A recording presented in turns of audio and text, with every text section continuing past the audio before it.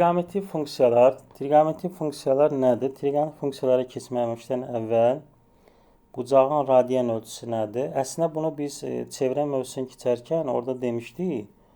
Bucağın radian ölçüsü nədir? Deməli, bir radian elə mərkəzi bucaqdır ki, mərkəzə bucağa uyğun qövsün uzunluğu nəyə bərabər olsun? Həmin çevrənin radiusuna bərabər olsun. Yəni, burada görürüz ki, AMB qövsünün uzunluğu radiusa bərabərdir. 1 radian da təqribən 57 dərəcə 17 dəqiqədir. Yəni, 1 radian bərabərdir 180 dərəcə bölünsün pi-dir. Pi-nin də qiyməti bilirik ki, nədir? Təqribən 3,14-dür. Bunu da böləndə təqribən alınır belə 57 dərəcə 1 dəqiqə. 17 dəqiqə.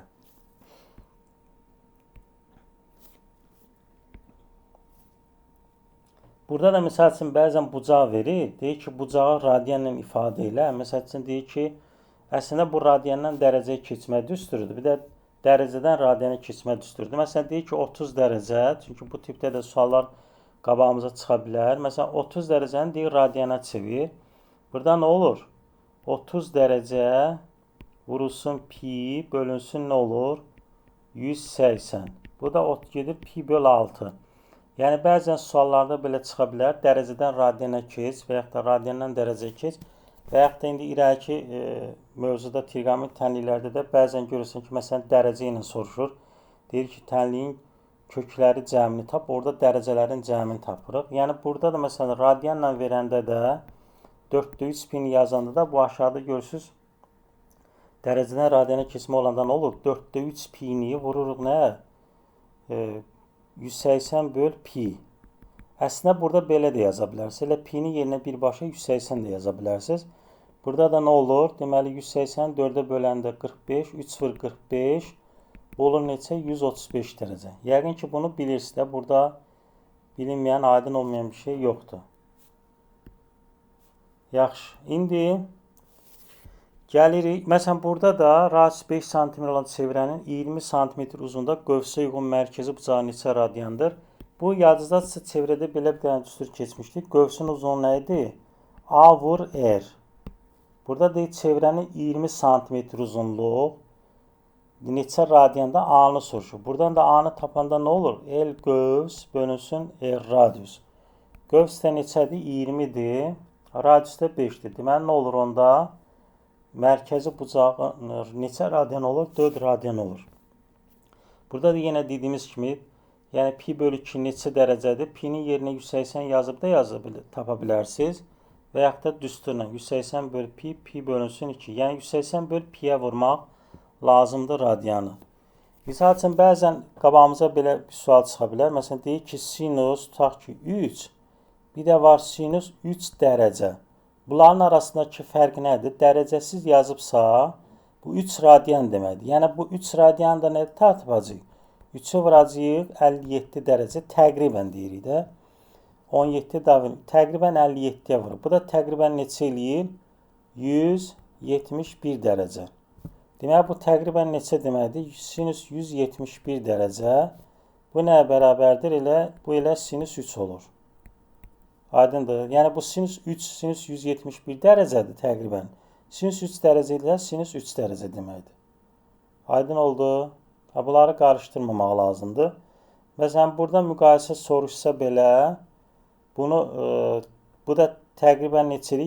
171-dən 180-dən 171 çıxanda nə olur? Bunu yaza bilərik.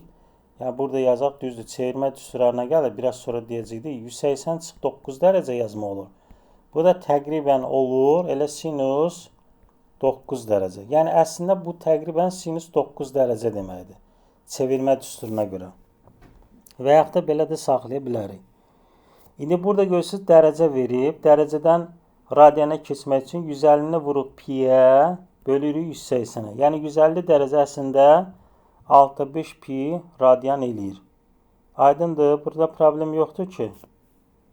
Keçirik buranı. Aydın olmayan, başa düşmədiniz yerlər olanda soruşun, mən təzədən izah edim. İndi bir də müsbət mənfi bucaqlar söhbət var. Birinci, düzbucaqlı koordinat müstəvisində başlanğıc nöqtə 0 olaraq biz buranı götürdüyümüz zaman, buranı götürdüyümüz zaman saat əqrəbinin əksinə, saat əqrəbinin yəni geri qayıdırıq. Saat əqrəbinin əksinə getdiyimiz zaman alınan bucaq olur müsbət bucaq. Məsələn, bura 0 dərəcə, əgər bu A nöqtəsi burada 0-dırsa, bura B-yə gəlirəmsə, məsələn, bura olur neçə? Müsbət 30 dərəcə.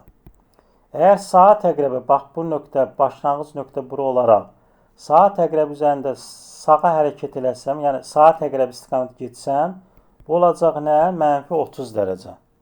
Bax, bu müsbət mənfi bucaq söhbətini yadda saxlayın. Bax, burada görürsünüz 0-dan başlayıb gəlib 90.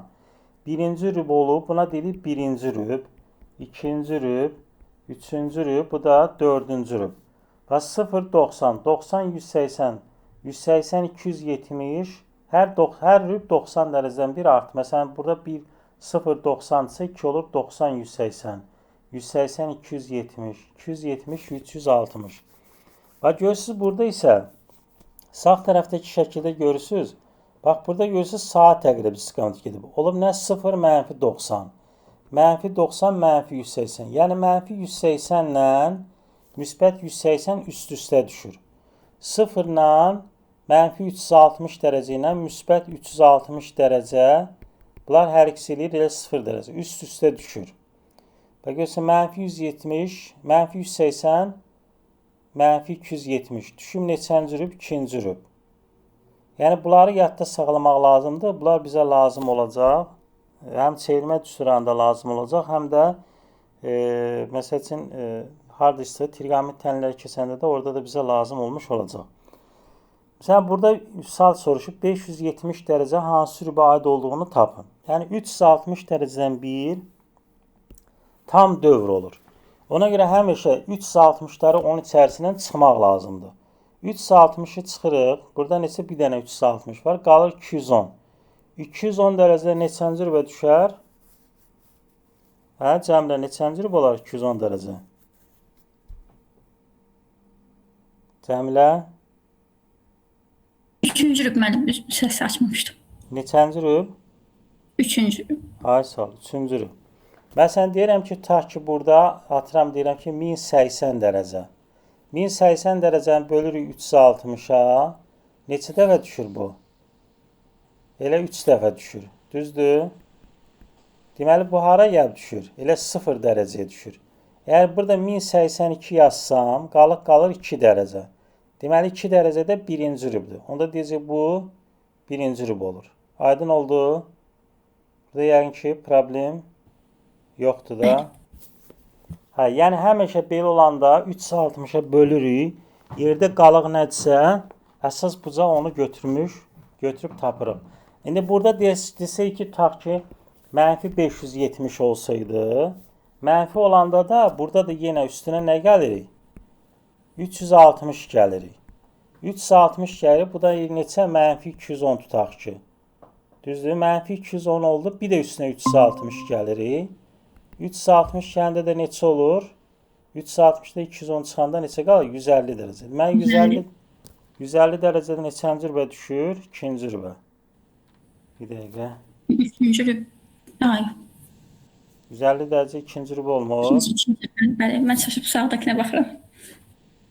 Hə. Kimsə gəlir deyəsən. Kimsə, bir dəqiqə.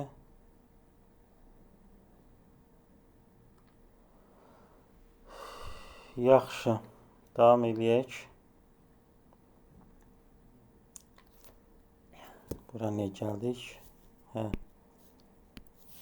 Deməli, bu rüb söhbətin bildik də, bucaq neçənci rübə, hansı rübə düşdüyüm tahması. Mənfi olanda da, yəni mənfidən müsbətə keçmək istəyirsə, onda nə edirəm? Məsələn, deyirəm ki, mənfi 240 dərəcə. Bunun üzərinə nə gələcək? 360.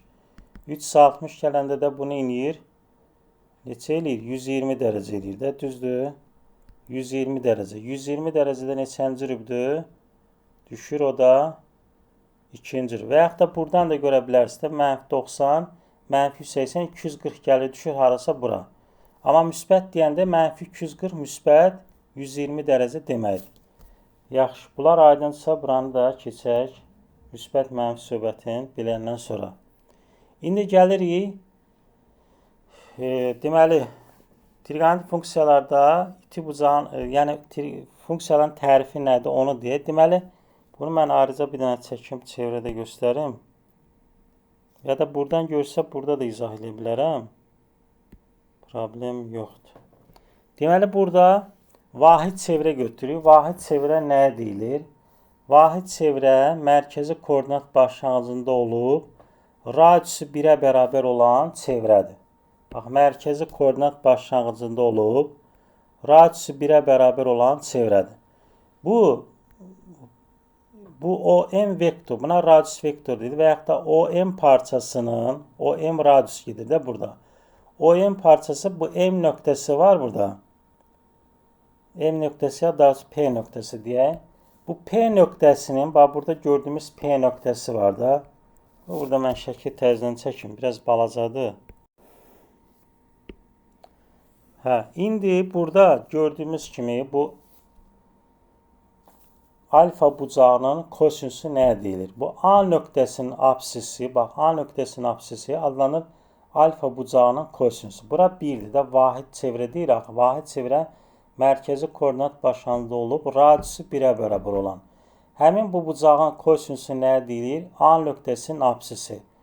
Düzbucaqlı nisbətdə biz keçəndə demişdik nədir? Bitişik katetin hipotenuza olan nisbəti. Ona görə bu bucağın kosinusu deyəndə bu A nöqtəsinin absisi başa düşürük. Ordinatı isə sinüs alfa isə olur ordinatı. Yəni sinüs alfa bərabərdir qarşıdakı katetin, bu gördüyümüz düzbucaqlı nisbətdə.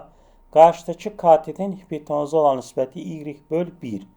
Bu da olur həmin bucağın sinüsü. Ona görə absis oxuna deyirik. Bax, bu absis oxuna deyirik biz kosinüs oxu. Kosinüs oxu. Ordinat oxuna isə deyirik nə? Sinüs oxu. Buna deyirik sinüs oxu. Ona görə bu trigonometrik funksiyaların rüblər üzrə işarələrin tapanda da, yəni sinüs, kosinüs birinci rübdə mənfidir və yaxud da üçdə nədir? Mənfidir, müsbətdir. Bunu bilməkdən ötürü həmişə absis oxuna baxırıq. Absis oxu, məsələn, üçüncü rübdə absis mənfidir, deməli kosinüs də mənfidir. Dördüncü rübdə absis müsbətdir, deməli kosinüs də müsbətdir. Dördüncü rübdə sinüs mənfidir, deməli, daha doğrusu y mənfidir, deməli sinüs də nə olur onda? Mənfi olmuş olur. Bu bucağın indi tangensi deyəndə də, tangensi onu ayrıca çəkin burada. Deməli, tangensi nə deyilir? Yenə çevrə çəkirik. Yenə vahid çevrə deyirik. Bax, deməli, vahid çevrə deyəndə, vahid çevrə dedik, biraz əvvəl dedik də, radiusu bərabər olan çevrədir. İndi tangensi nə deyirik? Yəni, eyni bucağın tangensi. Buradan yenə çəkirəm. Bunu qırmızı xətlə çəkim. Tangens oxu dəyişsin, fərqli olsun. Bax, bu deməli, x bərabərdir 1 nöqtəsi. Bax, buradan keçib, 1-dən keçib, ordinat oxuna paralel olan düz xət. Ordinat oxuna paralel olan düz xət. Buna deyilir tangens oxu. Tangens oxu. Deməli, həmin bu tangens oxu ilə səsim nə oldu həmən? Səsim niyə batdı? Bu gördüyümüz kimi bax, burada alfadır. Həmin bu B nöqtəsinin, bax B nöqtəsinin, burada da yazıram. X1, Y1 yazım. Bu B nöqtəsinin ordinatı alınır bu bucağın tangensi. Ordinat da bax, bura olur Y1. Burada olur nə? Burada 1-dir də onsuz da. Bu radius 1-ə bərabər idi axı. Ona görə bu məsafə olur 1. Bax, bu düz xəttdə deyilir tangens oxu. Onda burada tangens alfa nəyə bərabər olur? Y1-ə. Kotangens alfa isə kotangens alfada da yuxarıdan çəkirik. Yəni, bunları bilməyiniz elə çox şey deyil, şərt deyil. Sadəcə tərifi biləsiniz deyə mən deyirəm. Yəni, bəlkə siz bundan istifadə eləməyəcəksiniz. Buna isə deyilir kotangens oxu. Kotangens oxu da nədir? Bu çevrəyə toxunub, absis oxuna paralel olan düz xətdir. Bax, deməli, kotangens oxunu da çəkəndə, deməli, yenə eyni bucağın kotangesi deyəndə nə başa düşəcəyik? Bunu uzadıram buradan. Uzadıram buradan. Gəldi baba burada. Bu burada kəsişdi. Burada da eləyək. Formada. Hə, deməli, bax, burada da deyirəm ki, tutaq ki, S nöqtəsi. Bu S nöqtəsi də burada X elə Y yazaq. Onsuz da A nöqtəsini yazmamışıq. Deməli, bu bucaqlar nə olur? Çarpaz bucaqlar olur. Bu bucağın da kotangis, bax, bu bucağın kotangisi nədir? Bitişik katetin, yəni, bax, buranın nəyə olan nisbəti? 1'e olan nisbəti. Bitişik katetin qarşıdakı katetə nisbəti. Onda kotangis alfada nə olur? Kotangis alfada olur X. Bax, buradan bura qədər X daxil. İndi ona görə biz müqayisə eləyəndə də, bax, eyni bucağın kosinusu, burada bir dənə nəyə yadda saxlayın, əsas lazım olan. Bax, eyni alfa bucağın kosinusu hara qədər oldu? Bura qədər oldu. Bax, bura qədər. Amma kotangis hara qədər oldu? Kotangisi gəldi axıra qədər. Bax, bu yaşlı çəkirəm. Ha, bax, bura qədər. Bura qədər bütöv. Ona görə birinci rübdə həmişə kotangis alfa kosinus alfadan böyük olur. Əgər alfa 0-90 arasında olarsa, məsələn, kotangis 30 böyüdür, yoxsa kosinus 30, deyəcəyik kosinus, kotangis 30. Kotangis 75 böyükdür, yoxsa kosinus 75, deyəcəyik kotangis 75 dərəcə. Çünki eyni bucağın buradan bura qədər olur, məsafə olur kosinus alfa, amma buradan bura qədər məsafə olur kotangis alfa. İndi eyni şəkildə, eyni bucağın sinusu olur, buradan bura qədər, amma tangis olur nə? Bax, tangis olur buradan bura qədər. Bunu da bir dənə başqa rənglə göstərəm, sarı rənglə. Bura qədər də olur nə? Tangis. Ona görə də deyir ki, bu məsafə bilir ki, bu məsafə buradan böyükdür. Ona görə deyir, birinci rübdədə həmişə tangis nədən böyük olur? Sinusdan böyük olur. Əgər alfa birinci rübdədirsə, yəni 0 ilə 90 arasında olarsa.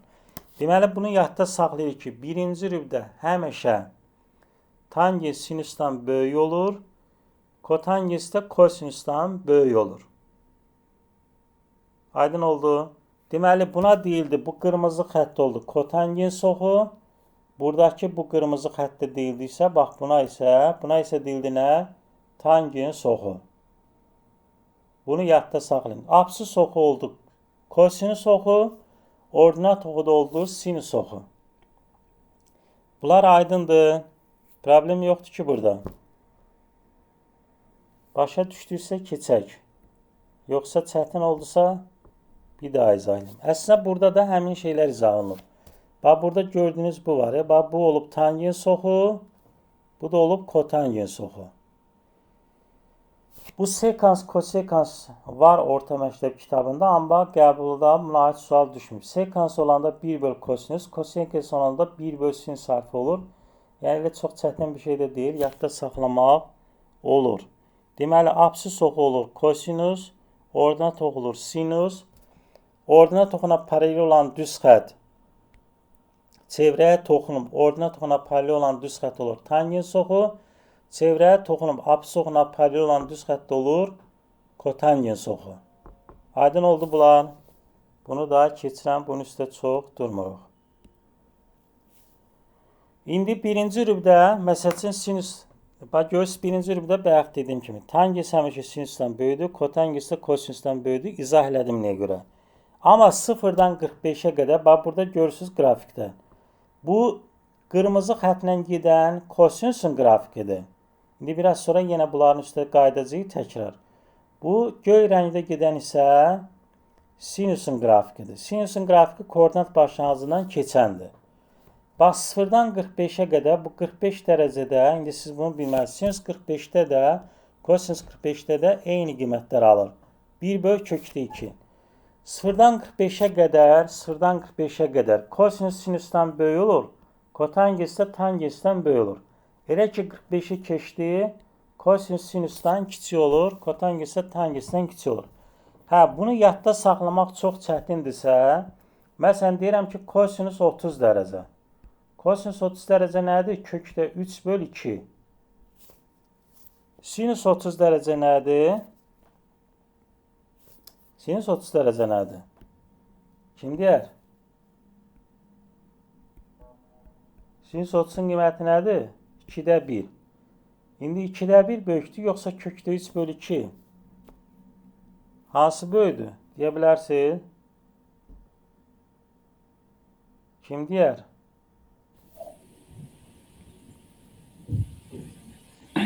Deyim. De, Cəmilə, de. Kökdə 3 bölü 2. Bəli, deməli onda kosinüs 30 böyükdür nədən? Sinüs 30-dan. Yəni bu şəkildə müqayisə edə bilərsiniz. Ta ki 45-ə qədər. 45-də bərabərləşir. İndi kosinüs 60-da 2-də 1-dir. Sinüs 60-da nədir? Kökdə 3 bölü 2. Artıq burada gör ki sinüs 60 kosinüs 60-dan böyük oldu. Yəni bunları müqayisə edərkən bizə lazım olacaq. İndi burada iki misaldır. Məsələn deyir 0-90 arasında da alfa. Onda dedi ki birinci rübdə tangens həmişə nə olurdu? Sinüsdən böyük olurdu. Yəni cavab nə olur? B bəndi olmuş olur. Aydın oldu.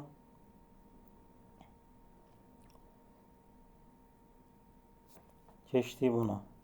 Əgər aydındırsa keçirik. Hə, indi trigonometrik cədvəl. Bunları yadda saxlamaq lazımdır. Bunlar əsas dərəcələrdir. Buna görə bir çevirmə, məsələn 210-u da hesablayacağıq. Nə bilim 135-i də bu bucaqlara görə hesablamış olacaq. Burada yadda saxlamaq üçün ən yaxşı variant, məsələn deyək ki, yadınızda qalmır. Məsələn bərabər tərəfli 3 bucaq götürürsünüz. Bərabər tərəfli 3 bucaqda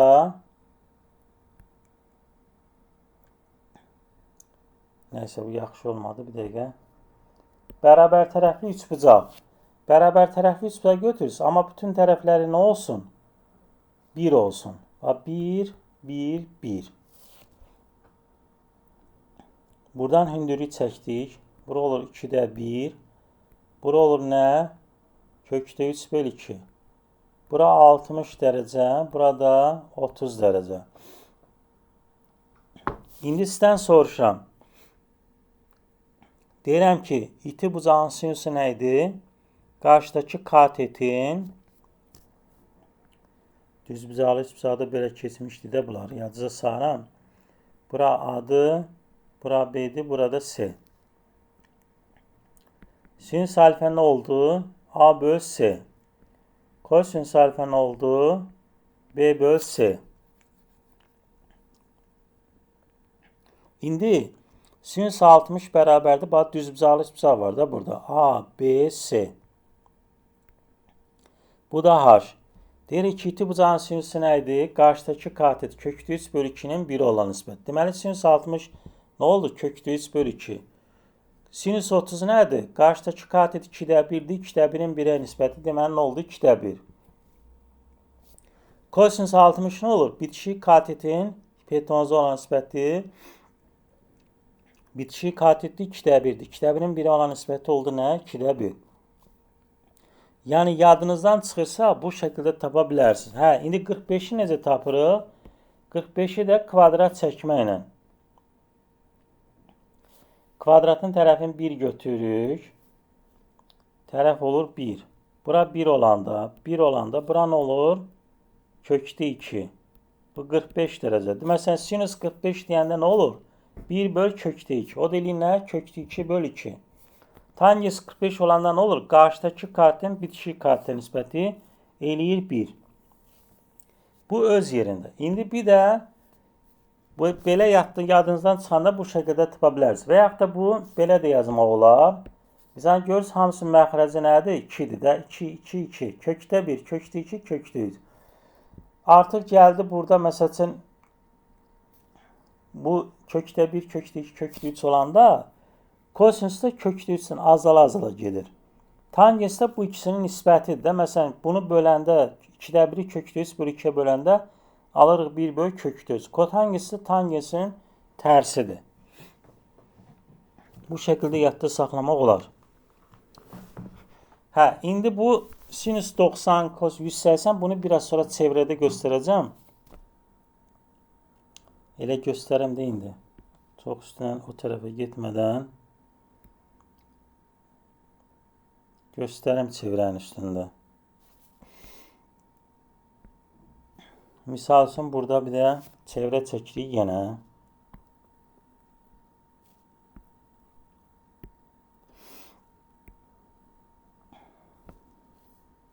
Bax, bura 0 dərəcə. Bu 0 dərəcə, bu dedik kosinusdur. Bu da dedik sinus. İndi buradan bura qədər məsafə nədir? 1. Deməli, kosinus 0-dan nə olub?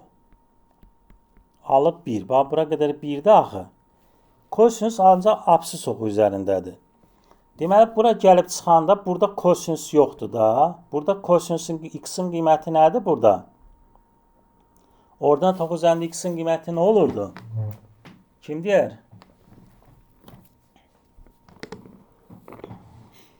Hə? Apsis oxu üzərində Aydın deyə bilərsən sən? Ordinat oxu üzərində x-in qiyməti nə olurdu?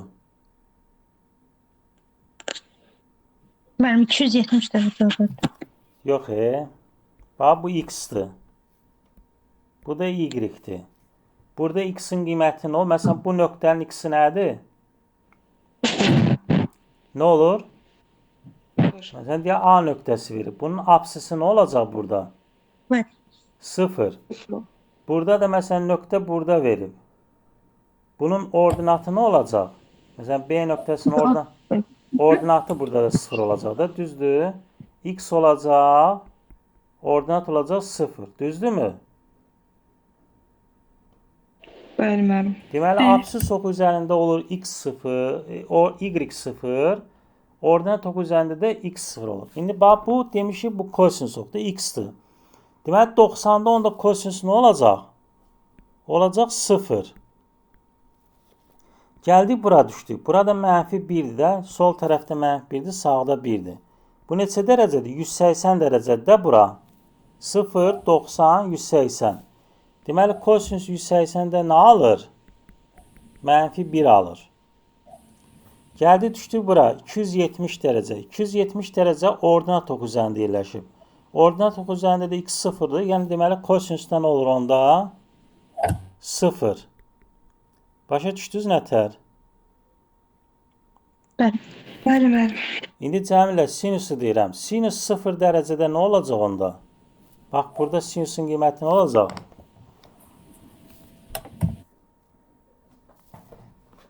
Sıfırın üzərində nə olacaq? 0. 0. 90-da nə olacaq? Bura 1-dir də, burada mənfi 1-dir. Onda Bir. sinus 90-da alır 1. Bəs 180-də nə olacaq? 180 o tərəfdir. Orada da 1. Yox, sinus burada yoxdur axı. 0. Sinus bu apsis oxu üzərində 0-dır da. Bəli. Sinus 270 nə olacaq onda? Bu yəni 90 mənfi 1. Mənfi 1. Yəni bu şəkildə yadda saxlayırıq.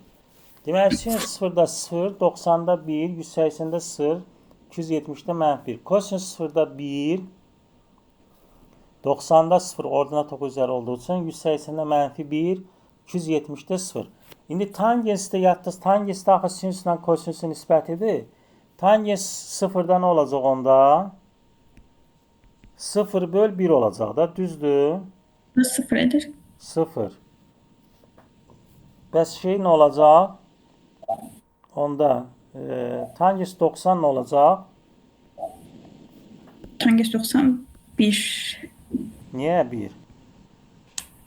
Tangens 90 idi nə? Yox.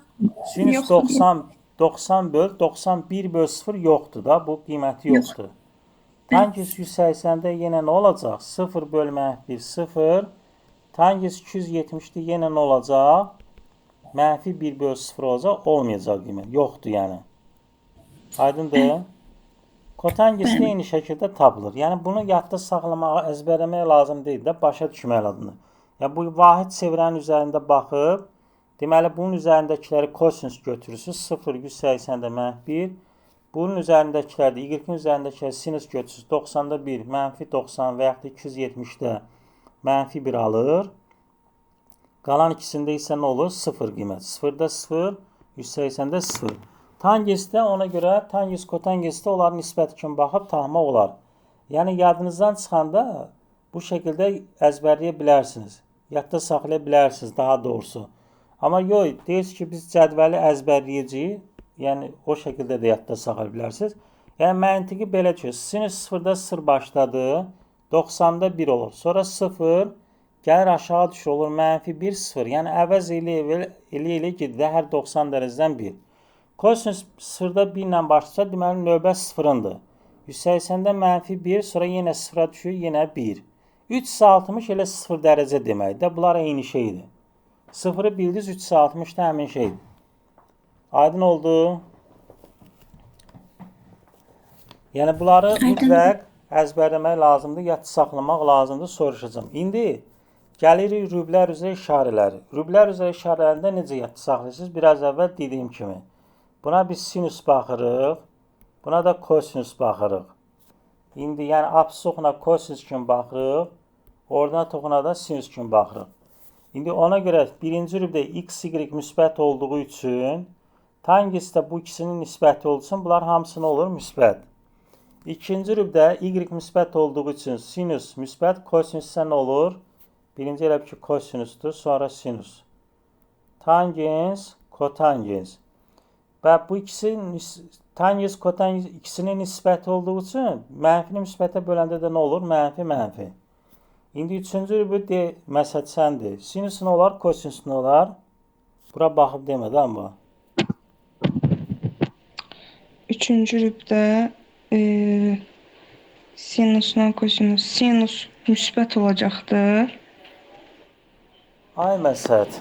Üçüncü rübdə x mənfidir, müsbət. Üçüncü rübdə x mənfidir. İkisi də mənfidir. Ona görə sinus da kosinus da mənfi olur. Tangens, kotangens. Tangens, kotangens. Tangens, Tangens, kotangens mənfi. bu ikisinin nisbəti deyil. Sinusla kosinusun nisbəti deyil. Hər ikisi müsbət. Müsbət olur da. Mənfini mənfi böləndə müsbət olur axı. Dördüncü rübdə Bəli. kosinus mənfi olar, müsbət. Dördüncü rübdə x müsbətdir, y mənfi. Sinus müsbət, Sinus kosinus. niyə müsbət olur? Sinus y dağı. Deyirsən y mənfi sonra Bəlmə, x müsbət olur. Kosinus müsbət. Sinus müsbət, o mənfi. Tangenslə kotangensdə də kotangens mənfi, tangens müsbət. Of, məsəd, of. Ay məsəd. Sinus oldu mənfi. Bu sinusdur. Bu da Kosinus. kosinusdur. Tangens, kotangens. Bu ikisinin nisbəti deyil. Müəllim, sinus müsbət deyilmi? Sinus niyə müsbət olur? Y mənfi deyil 4-də. Müəllim, sinus x deyilmi? Sinus y-dır, kosinus x-dır. Bildim mən, başa düşdüm burasını. İndi mənfi ilə müsbətə böləndə nə olur? Mənfini müsbətə böləndə mənfi. Deməli, tangens, kotangens də mənfi olur. Mənim tangeslə kotanges eyni olmalıdır ikisi də. Bəli də, ikisi...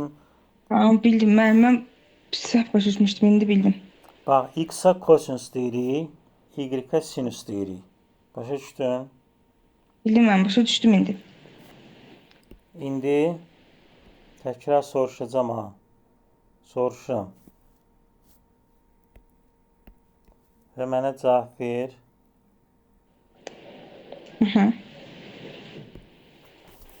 Dördüncü rübdə yox, üçüncü rübdə sinus nədir? Deməli, sinus oldu y oxu. Sinus da kosinus da mənfi. Tangens mənfini mənfiyə böləndə. Tangeslə kotanges mənfi, müsbət. Cəmilə, ikinci rübdə sinus nə olur, kosinus nə olur? İkinci rübdə sinus olacaq bir dəqiqə müsbət. Kosinus olacaq mənfi. Tangens. Tangens, kotangens mənfi. Ay sağ ol. Dördüncü rübdə aydan sinüs nə olar? Mənim aydan çıxıbdı. Nətər çıxıb? Mənim indi çıxdı. Dəqiqə. Mən deyim, sinusda, kosinusda müsbət, tangesdən, kotangesdə müsbət. Elə olmur axı. Yaxşı, Aydan. Sən mənə de görüm, üçüncü rübdə sinüs mənfi olur, müsbət?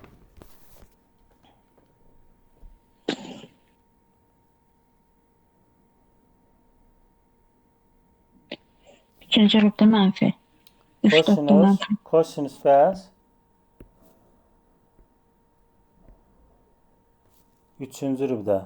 Sinüs mənfi, düzdür. Kosinus, O kosinus müsbət olur da. Sinus 3-də 4-də mənfi olur. 1-də 2-də müsbət olur. hə, sinüs 3-də 4-də mənfi olur. Kosinus, üçüncü rübdə nə olur kosinus? Üçüncü rübdən deyirəm. Kosinus 1-də, 2-də 3-də mənfi olur. Kosinus 2-də 3-də mənfi olur, 1-də 4-də müsbət olur. Sinus 1-də 2-də müsbət olur, 3-də 4-də mənfi olur. Tangens də 1 ilə tangens kotangens 1 3-də müsbət, 2 4-də də mənfi olur. Çünki Kotangens. çünki 2 ilə 4-də sinusdan kosinus əks işarəlidir. O da müsbət mənfi böləndə tangesdə nə olur? Kotangesdə mənfi olur. Yəni ümumi olaraq buna həmişə kosinus kimi baxıb, sinus y-ə də sinus kimi baxıb işarələri ona görə təyin edirsiniz. Aydın oldu? Problem yox. Mən nəyə əsasən deyirik ki, sinus y oxudu? Bəs ay məsəl, başda izah elədim axı nəyə görə x-a biz kosinus oxu dedik. Mən üç bucaq qaydasını bilirəm əslində. Bəs lap başda mən o boyda çevrə çəkdim. Tangens oxu, kotangens və bunları nəyə görə izah elədim? Ona görə izah edim də. Bu bucağın sinusu, bax bu bucağın sinusu. Bu bucağın sinusu nədir? Bax düzbucaqlı üstə görsən burada. Qarşıdakı katetin hipotenuzu. Hipotenuz da 1-dir də. Bu y-i 1-ə böləndə nə alırıq burada? Sinus alfa bərabər də nə alınır? Y. Deməli y nəyə bərabər oldu? Sinusa bərabər oldu. Ona görə Mən biz bilmirəm. ona görə ordinat toxuna deyirik sinus oxu. Kosinus oxu, kosinus alfa nə olur? Kosinus alfa bərabər də bitişik katetin hipotenuzu olan nisbəti. Yəni x-in 1-ə olan. X də bərabər nə oldu? Kosinus alfa. Ona görə apsis oxuna nə deyirik? Kosinus oxu. Başa düşdüm mən. Ya buna görə Mən. deyirik. Yaxşı. Davam edirik. Sonra. İndi bu işarələri bildik. Müqayisələri bildik. Rüblər üzrə işarələri də bildik. İndi gəlirik əsas trigonometri eyniliklər. Bax, bu əsas trigonometri eyniliklər hardan çıxır?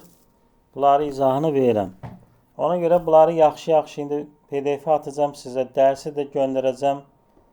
Baxarsınız təkrar. Bax, gördüyümüz kimi bu əsas trigonometri eyniliklərdə yenə vahid çevrə çəkirik. Radisi mərkəzi koordinat başlanğıcda olub.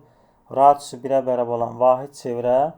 Bu məsafə olur x, bu məsafə də olur y. Pifagor teoreminə görə x kvadrat plus y kvadrat bərabərdir r kvadrat. X-a dedik nə? Kosinus. Bax, görürsən burada kosinus. Y-ə dedik nə? Sinus. Onda bunların kvadratları cəmi nə olur? Radius da 1-də axı. Buradan gəlir çıxır. Sinus kvadrat plus kosinus kvadrat alfa bərabərdir 1-ə. Bir dəqiqə gözləyin. Deməli, buradan həmin bu Pifagor teoremə görə alırıq əsas trigonometri eynilik. Bax, bu eyniliyi yadda saxlayın. Çünki buna aid qabağımıza çox sual çıxacaq əsas trigonometri eyniliklə əlaqəli. Sinus kvadrat alfa plus kosinus kvadrat alfa üstəgəl 1. Bunun hər tərəfini sinus kvadrat alfa böləndə, bax burada, sinus kvadrat alfa böləndə və yaxud da kosinus kvadrat alfa böləndə, birinci burada sinus kvadrat alfa bölək. Bu hardan gəldi? Deməli, sinus kvadrat alfa bölsək, Burada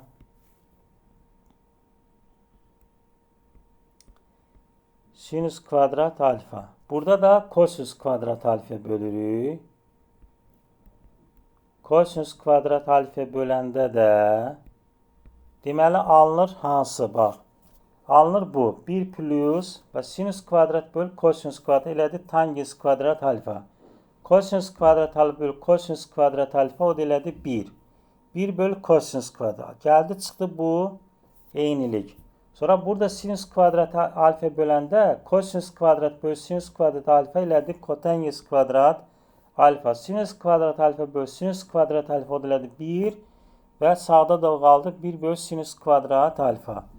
Bax bu 4 dənə əsas eyniliklər bu bizə hər zaman lazım olacaq. Dördüncü də bayaqları dedik də izah eləyəndə dedik ki tangens kosinüs böl sinüsdür. Kosinüsdə kotangens kotangensdə nə demişdik? Kosinüs böl sinüs, tangensdə sinüs böl kosinüs. Onları da bir-birinə vuranda, bax burada görürsünüz. Bunlar bir-birinin tərsidir. Bir-birinə vuranda gəlirdi, çıxırdı bu. Deməli, indi burada mən belə bir şey deyim. Bunların kvadratları cəmi 1 olanda, məsələn yazıram, kosinüs kvadrat 30 dərəcə üstə gəl, kosinüs kvadrat 60 dərəcə, bu da 1 olur.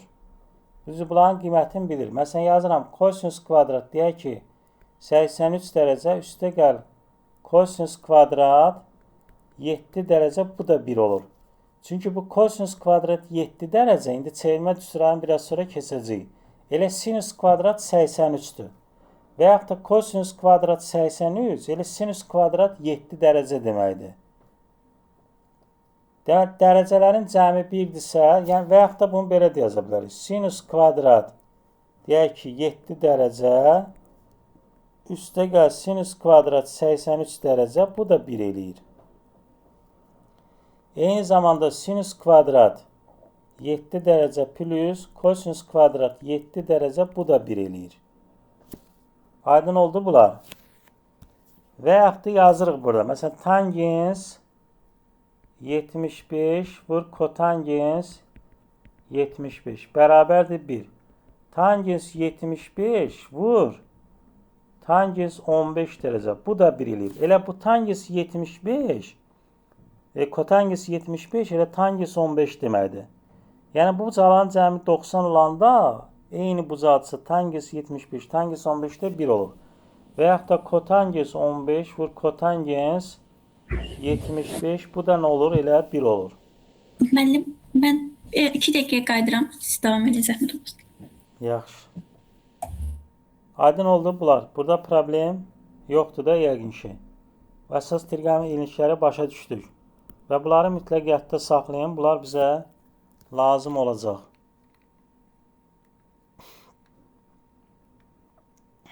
İndi məsələn burada suallar düşə bilər. Gördüyünüz kimi burada yazıb ki kosinüs alfa bərabərdir 0.8 və buna görə sinüs tangens kotangensi tapın.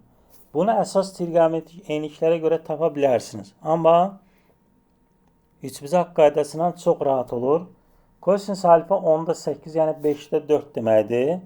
Kosinüs alfa da dediyi nədir? Bitişik katetin hipotenuza olan nisbəti. Deməli onda bu bitişik katet 4 də olur, burada olur 5. Bunu 4K, 5K da yaza bilərsiniz. Dəyişən bir şey olmayacaq. Pifagor teoremə görə buranın da tapır olur 3. İndi kosinüs alfa oldu 5'də 4. Sinüs alfa olur 3 böl 5. Tangens alfa olur 3 böl 4. Kotangens alfa olur 4 böl 3. Aydın oldu burası. İndi bu bucaq burada ikinci rübdə ola bilərdi. Məsələn burada deyərdi ki bucaq pi bölü 2 çıx alfa deyək ki kiçikdir nə? Pi. Onda bura olacaqdı mənfi. Çünki kotangens ikinci rübdə mənfidir axı. Olacaqdı mənfi 0.8. Onda mənfi olan yenə eyni qaydada tapacaqdıq. Amma bu səfər olacaqdı sinüs alfa ikinci rübdə müsbət olsun. Bu müsbət 5'də 3 olacaqdı. Amma tangens olacaqdı mənfi. Çünki tangens ikinci rübdə mənfidir. Kotangens ikinci rübdə mənfidir. Yəni yenə eyni qayda ilə tapacaqdı. Amma bucaq ikinci rübdə olduğu üçün burada cavabları mənfi götürəcəkdi. Mənfi 4-də 3, mənfi 3-də 4. Aydındır burası. Problem yoxdur ki burada. Hə, faiz başa düşdün bunları? Necə müəllim? Başa düşdün bunları? Bəli. Yaxşı. İndi davam edirik. Yenə burada dimin test topusunda olan sualdır. Bu birinci sualda bax. Deyir ki, tangens alfa 2 olduqda bu ifadənin qiymətini hesablayın. Bunun üçün biz sürət məxrəci kosinus kvadrat alfa bölürük. Yəni belə deyil, elə funksiya bölməli ki, burada axırda biz nə olar orada tangens alfanı alaq deyə. Onun üçün də biz kosinus kvadrat alfa bölürük. Burada kosinus kvadrat alfa böləndə bu oldu 1. Burada 1'i gedir, qalır 3 sinüs alfa bölü kosinus alfa. O deyir 3 tangens alfa. Bu deyir tangens kvadrat alfa. Burada da 1 qalır. Sonra tangens alfanın da yerinə 2 qoyub ifadəni hesablamış oluruq. Aydındır məsəl. Bəli, mənim aydındır. Bu da yenə üçbucaq qaydasına görə tangens alfanı tapırıq. Buna görə kosinus alfanı tapıb, gətirib yerinə qoyub hesablamış oluruq. Yəni imtahanda da bu tipdə suallar düşəcək. Rahat suallardır. Bu dimin test topusunda olan sualdır. Bax, deyir ki, hasil 1'ə bərabərdir. Tangens, kotangens. Bu 1 olması üçün bunlar bir-birinə nə olmalıdır? Bərabər olmalıdır. Çünki demiş ki, tangens alfa ilə kotangens alfanın hasili 1 olur. Onun üçün bunlar bir-birinə bərabərləşdirib buradan a'nı tapırıq. Bu da a neçəlik burada? 6. Aydın oldu.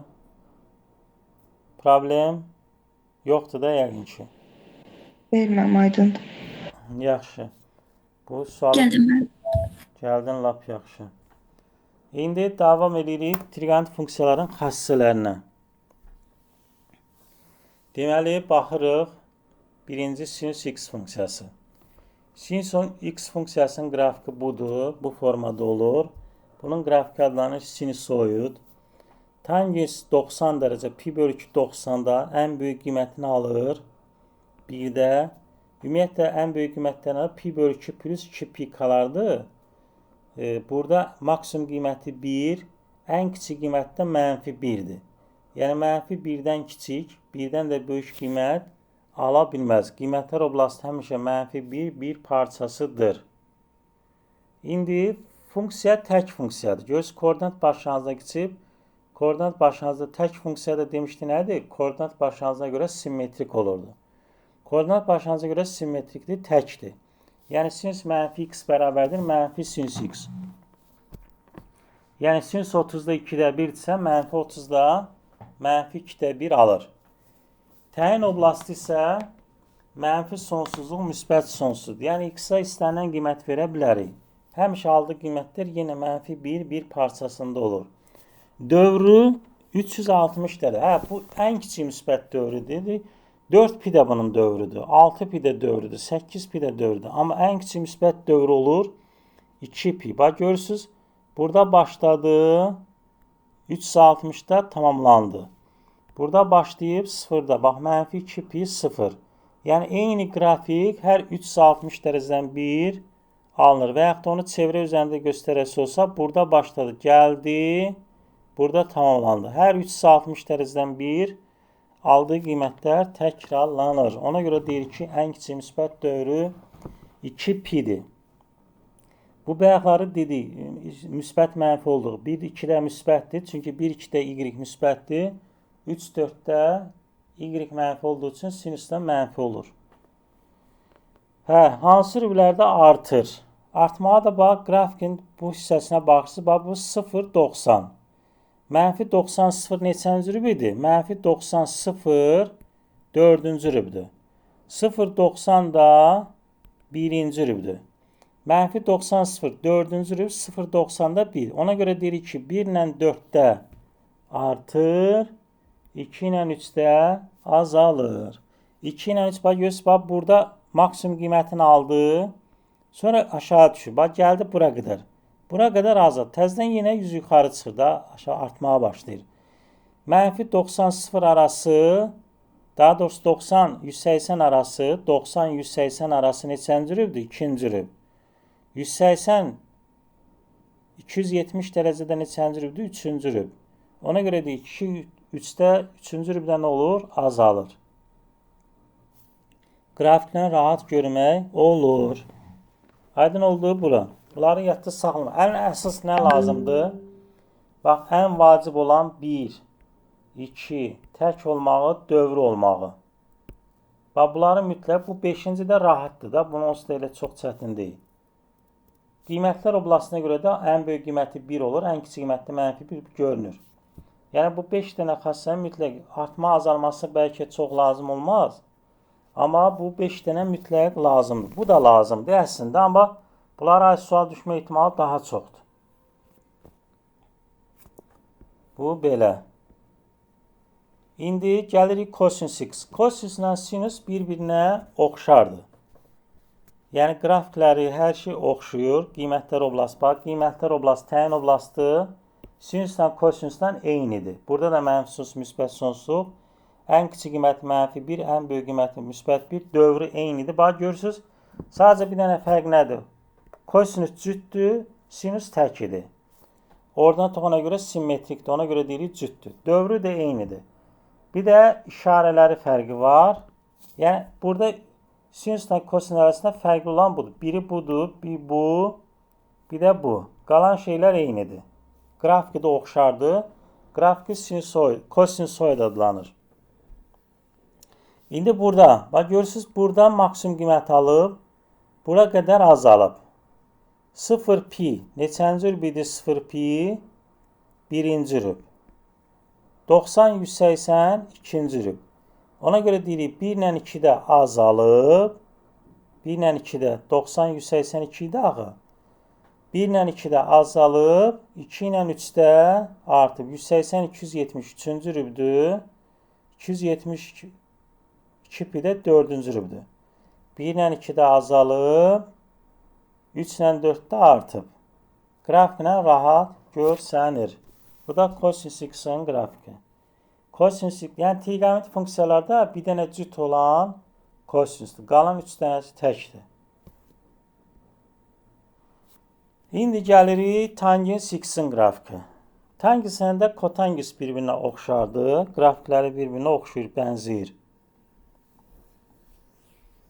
İndi deməli tangens x-in təyin oblastı 90-larda təyin olunmuyor. Bax görürsünüz, mənfi 90-da biraz əvvəl dedik də tangens 90 nə idi? Sinus 90 böl kosinus 90 idi. Sinus 90-da alırdı 1, kosinus 90-da alırdı 0. 0'a da bölmə yoxdur axı. Ona görə burada deyil, təyin olunmuyor. 1 böl 0 olmaz. Ona görə 90-da qiymət almır. Mənfi 90-da da qiymət almır. Ona görə təyin oblastı mənfi 90-90 dövrü 180 olduğu üçün pikalar yazıb. Yəni mənfi 90-90 arasında qısaca belə deyil də bunun təyin oblastını belə də yazırlar. Yazırlar x bərabərdir r çıxılsın pi bölü 2 plus pi kalar. Pi bölü 2 plus 2 pi kalar. Yəni bunlarda təyin olunmuyor. Məsələn, k'ya 0 verəndə 90 alınır. K'ya 1 verəndə 2'də 100 pi alınır. K'ya mənfi 1 verəndə mənfi 180 üstə gəl 90 mənfi pi bölü 2 alınır. Yəni belə bir şey görsəniz, bilin ki, təyin oblastı. Desək ki, təyin oblastı belə verilibsə, deməli deyəcək ki, bu tangens x funksiyasıdır. Funksiya təkdir, dövrü 180'dir. Hər 180 dərəcədən 1 aldığı qiymətlər təkrarlanıb. Müsbət mənfi olduğunu bildikdə 1 ilə 3-də müsbətdir, 2 ilə 4-də mənfidir. Bütün rüblərdə artandır. Buna monoton artan deyilir. Bütün təyin oblastında artandır. Yadda qalar bunlar. Bunları yadda saxlamaq lazımdır bu xassələri, çünki buna aid sual düşə bilər. İndi gəlirik kotangens x. Kotangens x-də dedik tangensin tərsidir. Ona görə kotangis məsələn 90-da təyin olunmayıbsa, daha tangis 90-da təyin olunmayıbsa, kotangis əksinə harda təyin olunmayacaq? 180. Yəni pikalarda. Bunu da təyin oblasti belə yazıla bilər. X bərabərdir R çıxılsın pi k. K daxildir Z. Bəyəxkində yazmadı, yaddan çıxdı. Pi k, k daxildir Z. Yəni 0 verəndə təyin olunmayıb. 0-da təyin olunmayıb. 180-də təyin olunmayıb. 90-da da kotangis 0-dır. Çünki tangis 90-da nə olur? Kotangisi daha doğrusu. Kotangis 90 bərabərdir nə olur? Kosinüs 90 böl sinüs 90. Kosinüs 90-da 0-dır. Sinüs 90-da 1'dir. Ona göre cevap olur burada 0. Aydın oldu. Ama o birisinde ne olur? Pi 0 kotangis 0'da kosinüs 0'da ne alır? 1 alır. Sinüs 0'da da 0 alır. 1 bölü 0 ona göre təyin olunmayıb deyirik. Bu da kotangis x'in qrafiki. Funksiya monoton azalanır. Yəni həmişə azalandı. Bütün təyin oblastında azalandı. Elə ki biz bunu yadda saxlamaq üçün məsələn bunu yadda saxlamaq. Elə ki mənfi x küp kimi baxın buna. Mənfi x kuba oxşuyur da biraz qrafiki. Tangesdə də müsbət x kubdur. Burada da nəyə oxşuyur bu sanki? X kubun qrafiki kimi. Bax bu şəkildə yadda saxlamağa çalış. Qrafikləri. Yaxşı, bunları da keçdik. İndi gəlirik funksiyaların qiymətinin hesablanması. Deməli, sinüs x-də dedi mənfi 1, 1'dir. Sinüs kvadrat x və yaxud da modul sinüs x-də olur qiymətlər oblastı 0, 1. Çünki sinüs kvadrat cüt funksiya olur. Kvadratı yüksəndən müsbət olur deyə. Ən kiçik qiymət 0 olur, ən böyük qiymət də 1 olur. Modulda da eyni şəkildə. Çünki moduldan mənfi qiymət çıxmır. Ona görə bunların hər ikisində qiymət olur 0, 1. İndi burada isə, məsələn, modulda mənfi sinüs alfa bərabərdir mənfi sinüs alfa olub. Moduldan olduğu kimi çıxıb. Moduldan olduğu kimi çıxıbsa, demək ki, onda bu nə deməkdir? Buradan modulda olduğu kimi çıxıbsa, mənfi sinüs alfa böyükdür 0. Yəni, buradan da çıxır ki, sinüs alfa nədir? Kiçikdir 0. Sinüs alfadan neçənci rübdə kiçik olur? Mənfi olurdu. 3 ilə 4-cü rübdə. Aydın oldu. Mənfi sinüs alfanın 0-dan böyük olduğunu necə aldınız? Çünki moduldan necə var çıxıb da? Mənfi sinüs alfa, mənfi sinüs alfa. Moduldan olduğu kimi çıxıbsa, deməli mənfi sinüs alfa müsbət olub ki, olduğu kimi çıxıb da. Başa düşdün? Mənfi sinüs alfa müsbət olub. Müsbət olanda moduldan, bax modulda necə var, elə şəkildə çıxır. Bildim mən, başa düşdüm. Müsbət olanda olduğu kimi mənfi olanda əks işarə çıxır. Ona görə bildim. Bəli, ona görə buradan tapırıq sinüs alfa kiçikdir 0. Bu belə.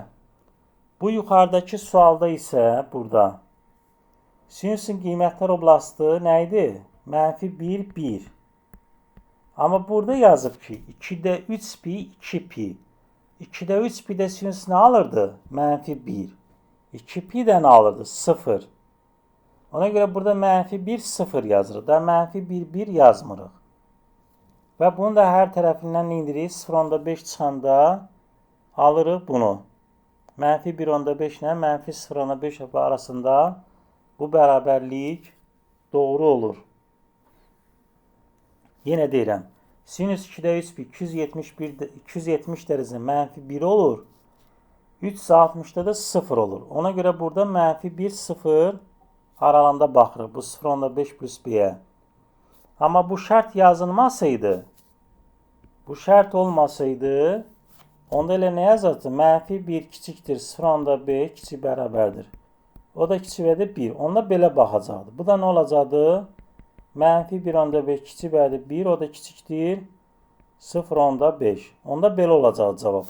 Amma bu parça verdiği üçün ona göre burada mənfi 1 0 aralığı olmuş olur. Aydın oldu. Keçdik bunları. İndi gəlirik çevirmə düsturları. Çevirmə düsturları rahat bir şeydir. Çətin heç bir şey yoxdur. Sadəcə burada nəyə yadda saxlamaq lazımdır? Eğer pi'nin əmsalı tam ədəddirsə, məsələn pi, 2pi, 3pi, 4pi, 5pi, onda funksiya adını dəyişmir. Yəni sinüs sinüs olur, kosinüs kosinüs, tangens tangens, kotangens kotangens. İndi misallarla yazacağım, aydın olacaq. Eğer pi bölü 2'nin əmsalı tək ədəddirsə, yəni 1'dir, 3'dür, 5'dir və yaxud da pi'nin əmsalı kəsirdirsə, pi'nin əmsalı kəsirdirsə, məsələn pi'nin əmsalı 2'də 1'dir, 2'də 3'dür və yaxud da pi bölü 2'nin əmsalı tək ədəddirsə, onda funksiya adını dəyişir. Yəni oxşarı sinüs, kosinüs, kosinüs, sinüs. Tangens, kotangens, kotangens də tangensə əvəz olunur. Bax, burada misalda görürsünüz. Pi bölü 2 çıx alfa. Pi bölü 2 olduğu üçün adını dəyişib olub kosinüs alfa. İndi pi bölü 2 çıx alfa neçənci rüb olur? Birinci rüb. Birinci rübdə də sinüs müsbət olduğu üçün kosinüs da müsbət olmuş olur. İndi bunu mən biraz ətraflı izah edeyim. Rahat başa düşəsiz deyə. Birinci burada rübləri yazıram mən. Deməli. Müəllim, adını dəyişmənin bizə hansı verilir, hansı dərəcə veribsə, o dərəcəyə görə baxırıq da. Yox, neçənci rübə düşürsə o dərəcəyə görə baxırıq. Məsələn, bu neçənci rübdür, mən yazım bunları. Ondan sonra adını dəyişməyə pi'nin əmsalı tam ədəddirsə dəyişmir. Pi'nin əmsalı kəsr ədəddirsə adını dəyişir. Bəli. Bax, adını dəyişmək ona görədir. İndi mənfi müsbət olmağını isə mən burada rübləri yazıram, ona görə tapacağım. Məsələn, bura 90 dərəcədə. Deməli, onda birinci rüb olur nə? Pi bölü 2 çıx alfa. Bu düşür birinci rübə. Pi bölü 2, bura pi bölü 2'dir də, bax bura. Çıx deyəndə birinci rüb olur. Üstə gəl olanda ikinci rüb.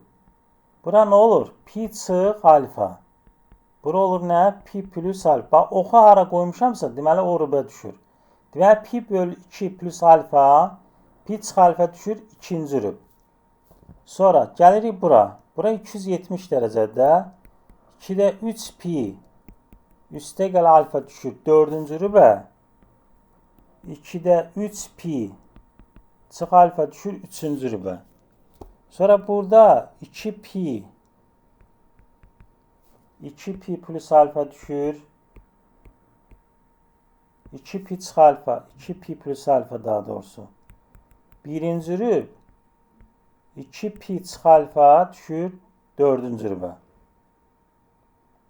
Bax, bunu yadda saxlamaq lazım. Bunu dərəcə ilə də yaza bilərdik. 270 çıx alfa, 270 plus alfa fərqi yoxdur. Yəni bunu yadda saxlamaq elə çətin deyil. Bax, gəldi burada düşür 90. 90'dan ki dərəcə çıxdı. Məsələn 90 çıx 1. Artı düşür birinci rübə.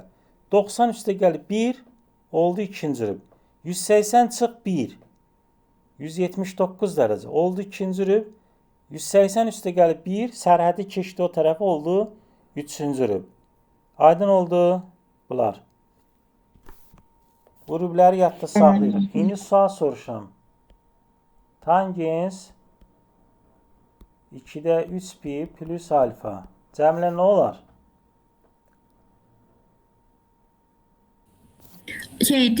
Hansı qrupda olar onu soruşursunuz müəllim? Yəni nə olar? Bunun cavabı nə olar? 270. 270 plus alfa adını dəyişir olur nə? Kotangens alfa. Dedi axı. Pi'nin əmsalı kəsr olanda dəyişir. Bəli. Deməli oldu nə? Kotangens alfa. Bu neçənci rübə düşür? 2'də 3 plus alfa 4-cü rüb. 4-cü rübdə də kotangens, tangens daha doğrusu tangens müsbət olsun, kotangens alfa da müsbət olur. İndi yazıram. Kosinus 2'də 3 pi plus alfa. İndi bunu de görüm. Yine benden soruşursunuz. Bəli. Sən dedim Aa, bilmirəm, ona görə dedim öyrənəsən də. bu yine 270'ti. Adını dəyişir. Ben Olur adını değişir sinüs. alfa. İndi Bəli. 2'də 3 plus alfa. 4-cü rübdə kosinüs nə idi? Müsbət Bu idi, dördüncü mənfi. müsbətdir. Dördüncü rübdə Ona görə kosinüs. müsbət sinüs alfa olur. İndi yazıram. Tangens pi çıx alfa. Nə olar Mən burada? mən deyim bu. Deməsə. Pi çıxılsın alfadsa bu düşəcəkdi ikinci rübə. İkinci rübə düşdüyünə görə bu adın dəyişəcək. Tangens Dəyişməyəcək. ikinci rübdə dəyişmir adını. İkinci rübdə yox da, məsələn, axı dedim pi-yə görə, pi-nin əmsalı tamdırsa dəyişmir, kəsirsə Bildim mən. dəyişir. Bəli. Rübə görə deyil o, pi-nin əmsalına görədir. Hə, Bəli. İkinci rübdə də tangensə baxırıq. Deməli, ayda ən təhlükəli yeri burasıdır. İkinci rübdə Tangens nə sinus oldu? müsbət idi. Sinus müsbət idi. Hı. Kosinus mənfi. Müsbəti də bölürəm mənfiyə, eləyir mənfi. Ayşə, bu qədər bəsitdir. Nə var burada? Çətin. İndi Mən keçən il buna heç başa düşmürdüm. O axırıncı dərs günü mən bir dərs bunu izah eləmişdiniz mənə. İndi tam indi başa başa düşdüm. düşdün. Mən Deməli, indi başa pi-nin düşdüm. əmsalına görə, pi-nin əmsalı kəsirsə adını dəyişir, tamdırsa dəyişmir. Okay, burası. Sonra Bəli, bu mən. bucağa baxırıq. Bu bucaq neçənci rübdə bunun işarəsi nədir? Onu qoyuruq. Aydan, sən de görüm kosinus pi bölü 2 üstəgəl alfa. Nə olar?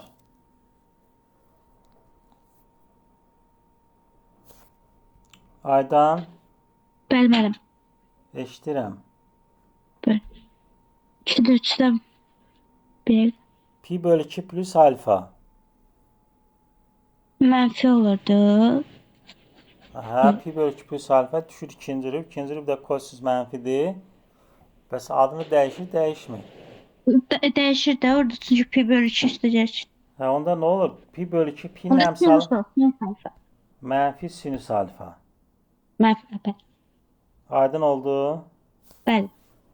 Yaxşı, desin mənə bunu Fariz. Fariz, 2'də 3 pi plus alfa. Nə olur sinüs 2'də 3 plus alfa? Dördüncü de bölüşmüş. Aha. Adını dəyişir. Hı. Mənfi olur. Ay sağ ol, mənfi olur. Çünki sinüs 4'də mənfidir. Başa düşdük buna. İndi bir dənə də başqa sual soruşam. Cəmilə, sinüs Bəli. 3 pi çıx alfa. Biraz fərqlidir. Okey, sinüs 3 alfa çıx alfa. Neçənci rüb olar bu? Bu hiçbirinden yoktu diye. İkinci de Neçənci rüb? 3. 2. İkinci rüb.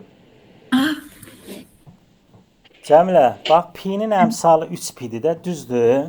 3 Bəli. pi nə deməkdir? Bax 2 pi elə 0 deməkdir. Elə ki bunu yazsan belə. aha. Sinus 2 pi üstə gəl pi çıx alfa. Bunu saymırsan. Bu 0'dır.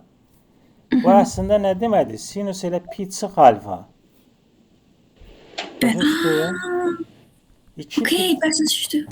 Hə, indi bunu hesablayırsan. Burada nə olur? İkinci rübü de olur, bəli. İkinci rüb, ikinci rüb. Bəli. İndi gördüm. Hə, sinus olur elə sinus alfada. Bəli. Adını dəyişmir. İkinci rübdə də sinus müsbətdir, qalır elə sinus alfa. Bəli, çünki kəsirdə deyil, ona görə adını dəyişmir. Kəsirdə olardı Bəli. adını dəyişmir. Bəli. Başa düşdü. İndi məsələn bunu biraz daha dəyişdirirəm. Aydan sən də görün mənə. 2'də 7 pi Üsteğal alfa. Aydın nətər olar bu?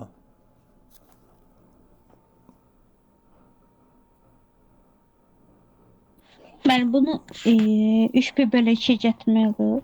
Ay sağ ol. Yəni bunu yazsam belə də tangens 2 pi plus 2-də 3 pi. Elə bu demək. Bu 2 pini atdın 0. Bu nə deməkdir əslində? Bir tangens 2-də 3 pi plus alfa deməkdir də. mənfi kotangens oldu. Mənfi kotangens alfa. Ay sağ ol. Mənfi kotangens alfa. Başa düşdük həmişə bunu.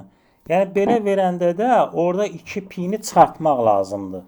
Ondan sonra yerdə baxırıq. 2 pi ola bilər bu, 4 pi ola bilər, yəni fərqli ola bilər. O şəkildə hesablayırıq. İndi məsələn bir dənə də sual yazıram. Deyirəm ki, sinus 750 dərəcə. Məsələn bunu hesablayanda buradan 360-ı çıxardırıq. Bu neçə olur? Sinus 720 dərəcə. 720 plus 30 dərəcə deməkdir də bu. 720 də nə deməkdir? 2 dənə 360 gedir. Yəni əslində bu elə nə deməkdir? Sinus 30 deməkdir. Yəni birinci rübə düşür də, bəli. Sinus 30-da nədir? 2-də 1. Müəllim, o şey yazım sizə. Tangens 7 pi böl 2 üstəgəl alfa. Onu 2 pi üstəgəl 3 pi böl 2 kimi yox. 3 pi üstəgəl 2-də 1 pi kimi yazsaq səhv mi olar ki? O 3 pi plus 2-də 1 pi yaza bilərsən onu. Amma orada 3 pi'ni də təzədən bölməlisən 2 pi plus pi kimi. Başa düşdün? Ha, yəni Hə, o təzədən yenə dərəcə buna pi gəlib çıxacaq. məsələn. Elə başdan 2 pi qoy ki, 2 pi 0'dır da. 3 pi 0 olmur ağa. 3 pi pi deməkdir. Başa düşdün? 3 pi'ni yazacaqsan, təzədən bir də yazacaqsan onu nə? 2 pi plus pi kimi. Təzədən qalacaq Yəni pi plus pi 100%. bölü 2. Pi plus pi bölü 2 qalacaq. O da təzədən yenə 2'də 100 pi'yə gəlib çıxacaq da. Elə başdan 2 pi ilə yaz, rahat olsun da sənin üçün. Yəni mən başlanğıcını 180-in misli kimi yazmalıyam, ya 1 ya 2 belə. Yox, 2 pi, 2 pi. Məsələn 2 pi ola bilər, Bildim mən. 4 pi ola bilər, Bir- 6 pi ola bir bilər. 180. Məsələn yazıram burada, tutaq ki, neçə olsun? Məsələn yazıram kosinus. Tutaq ki yazıram 2'də 13 pi. Çıx alfa. Məsələn bu 2'də 13 pi'dir də, düzdür. Bunu yazsam nə? Kosinus 6 pi plus pi bölü 2 çıx alfa. 6 pi də nə deməkdir? Elə 0 deməkdir də. Bildim mən. Niyə görə? Məsələn bunu yaza bilərdik. Hə, 7 pi çıxılsın pi bölü 2 kimi də yazmaq olardı. Amma ona nə gərək var? Elə təmiz burada 6 pi yazar, 0'dır da 6 pi. Bu da pi bölü 2 çıx alfa. Bu dedik nə? Kosinus alfa. Sinüs alfa daha doğrusu. Xəta oldu. Bəli, Adını dəyişir olur sinüs alfa. Aydın oldu. Bax bu çevirmə düsturu çox önəmlidir. Çünki suallarda qabağımıza çox çıxacaq buna aid suallar. Ona görə bunu nə qədər mükəmməl başa düşsəniz, o qədər yaxşı olacaq işimiz. Hamıya aydın oldusa keçək bunu. Əzbərləmə ehtiyac yoxdur yəni. Aydın oldu da Cəmlə. Aydın. İsmail müəllim, mən özüm ama biraz daha videoları bakacağım sonra. Siz bu ekranın şəklini çəkin. Baxın evdə. Özü üçün analiz eləyərsiniz. Yenə aydın olmayan nəysə bir şey varsa soruşa bilərsiniz. Məsələn, bir iki dənə burada sual yazım mən. İndi bu ekranı silirəm. Şəklini çəkdinizsə saxlayın özünüzdə. Soruşanda baxa bilərsiniz. Məsələn, burada o bayaqlar burada verir tutaq ki sinus. Məsələn, sinus deyək ki 135 dərəcə. Məsələn, bunu çevirmə düstununa görə yaza bilərik. 90 plus 45. Yəni bu pi bölü 90 pi bölü 2 deməkdir də. Onda burada nə olur? Adın dəyişir olur kosinus 45. Bu da neçənci rübdür? İkinci rübdə sinüs müsbət oldu. Kökdə 2 böl 2. Və yaxud da deyirəm ki, tutaq ki, yazıram kosinus 240 dərəcə. Bunu yaza bilərik. Kosinus 270 çıx 30. Düzdürmü? 270'də adın dəyişir olur sinus 30. Bu neçənci rübdür? 240 dərəcə. 270-dən 30 çıxırsa, deməli 3-cü rüb. 3-cü bir də kosinus mənfidir. Ya bu da oldu mənfi 2-də 1. Aydın oldu burası. Bir dənəsində deyirəm. Deyirəm ki, ta ki sinus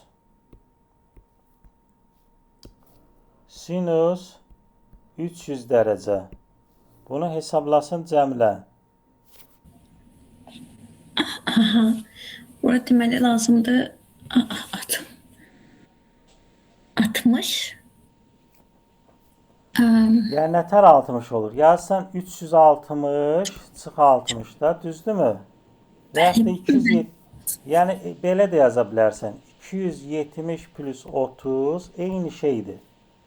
Burada olur, adını dəyişmir, olur sinus 60. Amma neçənci rübdür bu? 300 dərəcə neçənci rübdür? 300 dərəcə 4-cü. 4-cü rübdə sinus mənfi idi, müsbət? Sinüs ordinat oxu olduğuna görə mənfi. Mənfi, ay sağ ol. 4-cü sinus mənfidir. Yəni mənfi kökdə 3 bölü 2 idi. Belə yazanda da bu nə olur? Adın dəyişir. Olur kosinus 30. Yenə mənfi olur. Çünki 3-cü rüb mənfidir. Bəli. Burada sinusa baxırıq da. Başa düşdün? Yəni bu kosinusa baxmırıq ha. Sinus 330 mənfidir, müsbət. Burada da nə olur? Yenə mənfi kökdə 3 bölü 2. Yəni hər iki yolla yazsanız düzdür. Sinusla da yazıb kosinus 270 plus 30-dan 360 çıx 60 ilə də yaza bilərsiniz. Okey, problem yoxdur ki. Şey, Məsələn yazıram burada, deyirəm ki tangens 930 dərəcə. Bunu yaza bilərik. Tangens 930 neçə olur? 5 pi üstəgəl 30. Düzdürmü? 5,189 eləyir də. Bu elə nə deməkdir? Tangens pi plus 30. Bilsən niyə görə? Çünki 5 pi-ni nə yaza bilərik? 4 pi plus pi. 2 pi də 0-a bərabərdir. 2-dən 2 pi 0. Bu da adın dəyişmir. Olur tangens 30. Pi plus 30 neçənci bə düşür? Pi plus 30 düşür 3-cü rübə. 3-cü rübədə tangens müsbətdir, də elə. Tangens müsbətdir, ona görə müsbət. Yəni bu da olur 1 böl kökdə 3. Yəni tangens 930 1 böl kökdə 3-ə bərabərdir. Bu qədər bəsit. Yəni burada sadə, çətin bir şey yoxdur. Sadəcə dərk eləmək lazımdır. Okey? Aydın oldu bunlar. Keçirik buranı. Başa düşdünüzsə gəlirik bunu çevirmə üstə. Bunları izah elədik. İndi gəlirik trigonometrik funksiyaların dövrü. Düzdür 2 saata yaxınlaşır. Bu mövzunu qurtarmadan bu günləri yatdı yoxdur yəni. Böyük mövzudur. Yarımçı da saxlamaq istəmirəm. Çünki Mənim çox mu qaldı? nə oldu? Dərsin var? Yox, mənim yoxdur. Soruşuram. Yəni çox missiyası qaldı. Yox, elə çox bir şey qalmayıb, az qalıb. Bundan sonra Yaxşı. tərs trigonometrik funksiyalar qalıb qurtarır. İndi funksiyaların dövrü. Dövrü də necə tapılır? Əslində sinus kosinusun dövrü dedik 2pi, amma funksiya həmişə o formada verilmir. Bu formada verə bilər. Burada nəyə baxmaq lazımdır? Əsas ən önəmli olan burada məsələ nədir? Burada k-ya bir də n-ə fikir vermək lazımdır. N və k. Bu imtahanda da, bu bazar günkü imtahanda da Aydan sən getmişdin də buna aid sual var idi. Orada dövrünü tapmaq. Yazmışdın onu. Bəli, müəllim. Düz yazmışdın. Evet. Aferin. Deməli burada əsas baxırıq və misalda da gördüyümüz kimi. Deməli sinusla kosinusda pi böl modul k cüt olduqda n tək olduqda 2 böl k olur. İndi burada baxırıq. K nədir burada? N nədir? Cütdür. K da 7-dir. Ona görə burada nə olur? Pi böl 7. Məsələn kosinus x-in dövrü 2 pi'dir. Amma kosinus kvadrat x-in dövrü pi'dir. Sinus x-in dövrü 2 pi'dir. Sinus kvadrat x-in dövrü isə pi'dir. Aydın oldu. İndi burada da deməli tək olanda olur. Məsələn burada 2 yox, 3 olsaydı olacaqdı 2 pi böl 7. Amma kvadrat olduğu üçün olub nə? Pi böl 7. Bu da yadda qalar da yəqin ki. Amma tangens kotangesdə fərqi yoxdur. İstər burada n tək olsun, istər cüt olsun. Həmişə pi böl k-dır. Yəni burada 4 də olsaydı, 5 də olsaydı yenə pi böl 2 olacaqdı. Yadda qalar bunlar. İndi burada 2 dənə ayrı-ayrı funksiyanın cəminin dövrünü soruşur. Deməli burada nədir? Birinci bunun dövrünü tapırıq. Bax görürsünüz burada k 1-dir, daha doğrusu n 1-dir, yəni təkdir. N isə 2-dir. Ona daha n yox, k 2-dir. K 2-dir, n 1-dir. Düsturumuzdadır. Ona görə 2 pi böl 2 olub. Dövr olub pi. Burada isə nə olub? Pi böl 4. Bunun cüt tək olmanın bir əhəmiyyəti yoxdur. Pi ilə pi böl 4-ə əköb tapırıq. Elə bir 180 ilə 45-ə nə tapırsınız? Əköb. 180 ilə də 45-ə əköb elə bizə nəyi verir? 180-in özün. Bu da aydın oldu. Problem yoxdur ki burada. İndi burada isə burada biraz fərqlidir. Birinin dövrü olub irrasional, birinin dövrü olub rasional. Yəni bu biri rasional, biri irrasional olduğuna görə bu funksiya deyilir dövrü yoxdur, periodu yoxdur. Yəni hər ikisinin dövrü ya rasional olmalıdır, ya da irrasional olmalıdır. Məsələn burada hər ikisinin dövrü irrasionaldır. Bunun dövrünü tapmaq olur. Amma burada birinci funksiyanın dövrü 2 pi böl 5-dir, ikinci funksiyanın dövrü 1-dir. Bunların dövrünü tapmaq olmur. Ona görə bu funksiya dövrü deyil. Hər ikisinin dövrü ortaq olmalıdır. Ortaq ölçü olmalı. Yəni hər ikisi ya rasional ya da irrasional olmalıdır.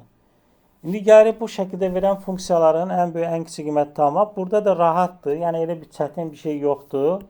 Sinus x-in yerinə bir dəfə ən kiçik qiymət olaraq -1 qoyub, bir dəfə də müsbət 1 qoyub, ifadələri hesablayıb tapırıq bu funksiyanın qiymətlər oblastını. Burada kosinus 2 plus pi bölü 3 olmağı sizə çaşdırmasın. Burada yenə -1, bir dəfə də 1 qoyub tapmış oluruq. Hə, kvadrat olanda bunun ən kiçik qiyməti 0 olur. Ən böyük qiyməti 1 olur. Ona görə bir dəfə 0, bir dəfə də 1 qoyub hesablamış oluruq. Bunlar aydındır da, yəqin ki, burada elə çətin bir şey yoxdur. Mənə elə gəlir. Amma yenə aydın olmayan bir şey varsa soruşa bilərsiniz. Burada da gördüyünüz kimi bir dəfə bura 0 qoyacağıq. Oldu -2, bir dəfə də 1 qoyuruq, olur 3. Hə, indi bu tipdə suallar qabağımıza çıxa bilər.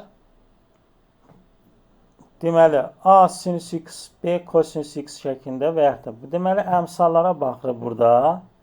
Əsas əmsallardır. Kök altında kvadratları cəmi. Kök altında kvadratları cəmi 100. 100-dən də çıxır 10. Ona görə qiymətli oblast olur. -10-dan 10.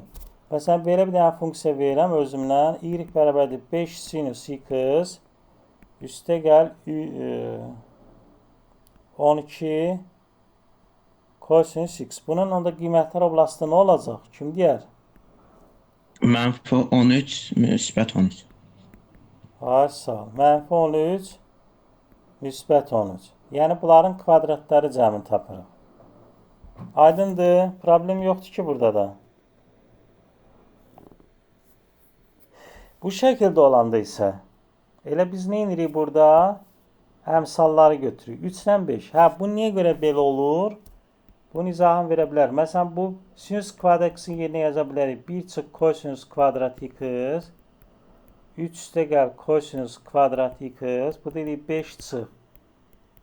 5 kosinus kvadrat x üstə gəl. 3 kosinus kvadrat x. Bu dedik nə? 5 çıxılsın. 2 kosinus kvadrat x. Bunu da yerinə bir dəfə 0 qoyanda 5 alınır. Bir dəfə də 1 qoya bilərik. Çünki bunun qiymətləri oblastı 0, 1 idi axı. 1 də qoyanda nə? 5 çıx 2 olur 3. Yəni bunu hər dəfə belə sadələşdirib yazmasanız, test olsa elə birbaşa 3, 5 götürəcəksiniz cavab. Məsələn, burada olsa y bərabərdir. Deyirəm ki, 7 kosinus kvadrat x çıx 3 sinüs kvadrat x. Cəmlə nə olacaq bunun qiymətləri oblastı? Cəmlə. Hiçbir fikrim yoktu ben. Niyə? Və biraz baxmırsan bura. Bakıram mənim ama... Mənfi 3 7 olacaq da. Bəs burada nə izah edirəm mən? Söyle sayın. Ben çünkü bu bana biraz gözümü korkuttu. Böyle bir şeyler ama çok düşmürdü bırakılışı. Niyə düşür? Bax bu tip sual düşə bilər. Yaxşı. İndi biraz əvvəlkinə adres sual verim. 3 sinüs x çıx 4 kosinüs x. Bunun qiymətli oblastı nə olar cəmlə? Aha. Deməli, okey. Mənfi 4. Mənfi 1, müsbət 5. Mənfi 5, müsbət 5. Bundan deyil axı. Demək əvvəlkinə də qulaq asmamısan yaxşı. Bəs biraz əvvəl dedi axı, belə olanda kök altında kvadratları cəmi olurdu. Belə orada kök altında. 3-ün kvadratı üstə gəl mənfi 4-ün kvadratı. Bu nə olurdu? 25, 5. Bunda bir dəfə mənfisin, bir dəfə müsbətin götürürdük. Əgər bu kvadrat belə olsaydı 3 sinüs kvadrat x çıx 4 kosinüs kvadrat x ondan olardı mənfi 4 3. Kvadrat olsaydı hər ikisində belə olardı. Bəli. Amma belə olanda kök altına əmsalların kvadratları cəmindən kök alırıq. Bir dəfə mənfisi, bir dəfə də müsbət olur. Yaxşı, problem yoxdur yəqin ki. Başa düşdük. Keçirik bunu da. İndi burada isə bu biraz çətin variantdır. Bəlkə sizə belə sual buraxışa düşməz. Amma yenə də bilməkdə fayda var. Müxtəsər mad üsuluna görə bunu sadələşdiririk. Gətirib salırıq. Yəni sadələşmə deyəndə çevirib bu şəklə salırıq ifadəni. Burada da bilir ki, bura 0 olanda kosinüs x çıx 2-1-in kvadratıdır bu. Buranı 0-a bərabər eləyə bilərik. Onda olur mənfi 4-də 1. Bir dəfə də burada nə götürə bilərik? Mənfi 1. Mənfi 1 götürsək, kosinüs x-in qiyməti oblası nə idi? Mənfi 1, bir də 1 idi də. Bir dəfə mənfi 1 qoyub, bir dəfə də 1 qoyub hesablayırıq.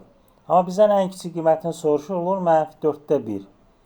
Ən kiçik qiyməti olur mənfi 4-də 1. Bir də mənfi 1 qoyub hesablayırıq. Burada da olur 2. Deməli, qiymətlər oblası olur mənfi 4-də 1, 2. Sonra burada da müxtəsər mad üsuluna görə, tabi bu formada görürsünüz, gəlib çevirmə aparıb alırıq bunu.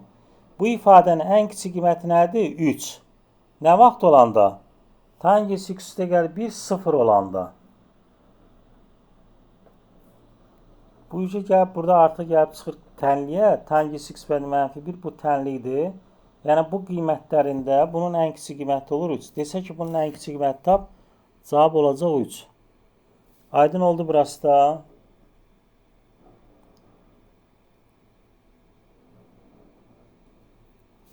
Hə, aydın. Bəli, müəllim, aydın. Daha az qalıb. Bunu da izah eləyək qutaraq. Tərs trigonometrik funksiyalar. İndi biz biraz əvvəl sinüs x-in xassələrini keçdikdə dedik ki, y bərabərdir nə idi? Sinüs x. Buradan x-i tapanda bu olur arc sinüs y. Sonra x-in yerinə y yazırıq. Y-in yerinə x yazırıq. Bu funksiyanı almış oluruq. İndi sinüs x-in qiymətlər oblastı mənfi 1, 1 idi. Burada təyin oblastı olur mənfi 1, 1. Yəni arc sinüs deyək ki 2-də 1. Və mahiyyəti budur. Elə çox çətin bir şey yoxdur. İndi burada tərs trigonometrik funksiya şəklində verəndə arc sinüs 2-də 1 deyir. Sinüs 2-də 1-i neçə dərəcədə alırdı? Cəmlə 2-də 1-i neçə alırdı sinüs?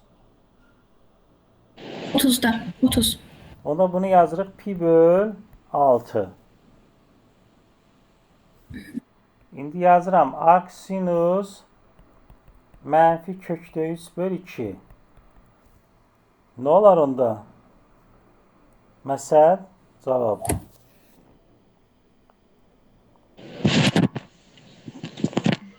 sinus mənfi kök 3 bölü 2. Hı. Yəni baxırıq ki, sinus kök 3 bölü 2-ni neçə dərəcədə alır? Bəli. Bu arada Bir tək dəqiqə. olduğu üçün bu mənfi çıxır qabağa. 60 dərəcədə alır. O da olur pi bölü 2. Pi bölü 3. Mənfi pi bölü 3 və yaxud mənfi 60. Bəli, 3. Bəli, mən. Aydın oldu. Yəni mahiyyət bundan ibarət. Çox çətin bir şey yoxdur burada. Təsdiqləyən deyən kimi gözünüz qorxmasın. Rahat bir şeydir. Deməli, təyin oblasti mənfi 1 parçasıdır. Yəni burada biz heç vaxt yaza bilmərik. Arc sinus deyək ki 2-də 5. Bu olmaz. Çünki bu 2-də 5 1-dən böyükdür. Bu səhvdir. Burada alınan qiymətlər ancaq nə ola bilər? Yəni x burada nə ola bilər? Mənfi 1 parçası. Ondan artıq qiymət ola bilməz. Və mənfi 1-i sinüs harda alırdı? Mənfi 90-da. 1-i də harda alırdı? Müsbət 90-da. Ona görə də qiymətlər oblastına götürürük. Mənfi 90 parçası. Və funksiya nədir? Tək funksiyadır. Və nədir? Artandır. Bax, qrafikdən də görürsünüz ki, artan funksiya. Yəni, x-in qiyməti böyüdükcə, x sağa gitdikcə, y də yuxarı gedir. Ona görə deyirik, bu funksiya artan funksiyadır. Aydındır bu. Çətin bir şey yoxdur ki burada. Çox rahatdır, yəni çox. İndi gəlirik arc cosinus x. Arc cosinusda da yenə təyin oblasti arc sinusda olduğu kimi mənfi 1'dir. Cosinus 0'ı neçədə alırdı? 1'i neçədə alırdı? 0 dərəcədə. Mənfi 1'i harda alırdı? Pi'də. Ona görə qiymətlər oblastında olub 0 pi. Bax, görürsünüz burada mənfi bucaq yoxdur. Arc sinus tanımışsınızda nədir? Müsbət bucaqdır. İndi məsələn, arc sinus da deyirəm, mən arc cosinus. İndi deyirəm ki, deyək ki, arc cosinus 2'də 1. Arc cosinus 2'də 1 neçədə alır? Cosinus 2'də 1 neçə dərəcədə alırdı? Pi böl 60. 3'də də 60. Bəs yaxşı cəmlə. Arc cosinus mənfi 2'də 1 neçə olar? Mənfi 2'də 1. Hə. Ha işte. Pi canım bir dakika. Spike'larım dediyiz. Bu yine pi bölü 3, mənfi 3 ya da. Yox da bax mənfi 2'də 1. Bax mənfi 2'də 1 buradadır da, düzdür. Bəli. Deməli nə olub? 90 ilə 180 arasında yerləşib də. 90 ilə 180 arasında neçə dərəcədə mənfi 2'də 1 alar? Bax 60'da almadı 2'də 1'i. Bəli. Deməli 90 ilə 180 arasında da 180 çıx 60 olar da 120 dərəcə. Ay, bəli, Pi bəli. çıxılsın arc cosinus 2'də 1. Yəni pi çıxılsın pi bölü 3. Bu da nə oldu? 3'də 2 pi. Yəni 120 dərəcədə mənfi 2'də 1 alır. Bax, mənfi 2'də 1 buradadır. Aydın oldu. Deməli, arc cosinus nə tək, nə cütdür. Biraz əvvəl arc sinusda dediyi nə idi? Təkdir. Amma arc cosinus nə tək, nə cütdür. Ona görə arc cosinus, bax, bunu mən özüm qəsdən 2'də 1, mənfi 2'də 1 yazdım ki, aradakı fərqi görəsiniz. Bax, 2'də 1'də alıb pi bölü 3 60. Arc cosinus mənfi 2'də 1-ni alıb 120 dərəcə. Göz qarşılığı əks qiymətlərdə tamamilə fərqli qiymətlər dərəcə aldı. Birində 60 oldu, birində 120. Bu da nə tək, nə cüt funksiya olmadığını göstərir. Və funksiya nədir? Azalandır. Görürsünüz? X-in qiyməti sağa getdikcə y aşağı düşüb. Ona görə deyirik ki, bu nədir? X artıb y azalıb. Deyirik ki, bu azalandır. Aydın oldu burası. Sonra arc cosinusla arc sinus x-in cəmi bizə nə verir?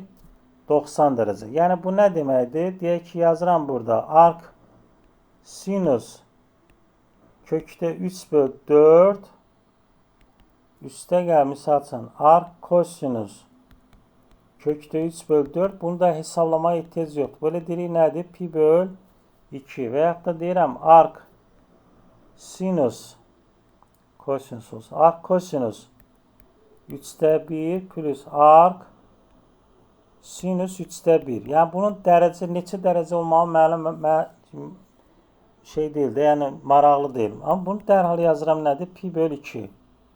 Belə tip suallar qabağınıza çıxanda bunu bu şəkildə hesablayırsınız. Aydın oldu. Bu da belə. Bəli. Arc kosinus x. Yaxşı. İndi keçirik arctangens x. Arctangens x-in təyin oblastı olur. Bax, gördüyünüz kimi burada mənfi sonsuzluq, müsbət sonsuzluq. Qiymətlər oblastı isə mənfi 90 ilə 90 arasındadır. Yəni arctangens x-in heç vaxt qiyməti mənfi 90-dan böyük ola bilməz. Və daha doğrusu mənfi 90-dan kiçik ola bilməz. Müsbət 90-dan da böyük ola bilməz. İndi burada yazıram. Arctangens 1. Arctangens 1'i neçədə alırdı? Pi böl 4'də. Arctangens mənfi 1 isə nə olur? Mənfi pi böl 4. Funksiya, bax, arctangens x-də nədir? Təkdir. Arcsinus təkidir, arctangens də təkdir. Ona görə mənfi olanda mənfi pi böl 4, müsbət 1 olanda müsbət pi böl 4, mənfi 1 olanda da mənfi pi böl 4 olmuş oldu. Təyin oblastı ilə mənfi sonsuz, müsbət sonsuz, qiymətlər oblastı da mənfi 90-90 aralığıdır və nədir? Artan funksiyadır. Bunları yadda saxlamaq lazımdır mütləq. Tangens arctangens x-i verir. Arctangens tangens x-də yenə də x-i vermiş olur. Yəni, tutaq ki, yazırsınız burada. Qələmin vaxtı bitdiyi üçün yazmadı. Biraz gözləyək. Bunu keçdi nəsə, misallarda baxarıq yenə. İndi gəlirik arc kotangens x. Arc kotangens x-də yenə təyin oblastı mənfi sonsuz, müsbət sonsuzluq və bu da 0 pi aralığındadır qiymətlər oblastı. Elə ki, bu arc kosinusdan arctangens oxşayır bir-birinə. Arctangenslə də arc kotangens bir-birinə oxşayır xassələri. Deməli, 0 pi parçasında alır nə? Qiymətlər oblastı. Yəni, 0 parçası, parça deməyək. Yorğunluqdan özüm də qarışdıram. 0 pi aralığı parça olanda daxil olur. Deməli, 0 pi aralığı olur nə bunun? Qiymətlər oblastı. Mənfi sonsuz, müsbət sonsuz aralığı isə mənfi sonsuz isə müsbət sonsuz olur təyin oblastı. Funksiya azalandır. Nə tək, nə cüt funksiyadır. Yenə arctangens, arctangens yox. Arc yazıram burada. Arc kotangens 1. Bu nə olur? Pi böl 4. Bəs yaxşı. Arc kotangens mənfi 1 nə olacaq aydan? Aydan? Aydan buradadır. Bəli, buradayım. Arc kotangens mənfi 1 nə olacaq onda?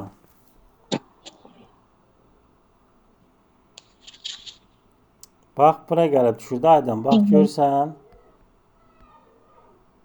90 ilə 180 arasındadır.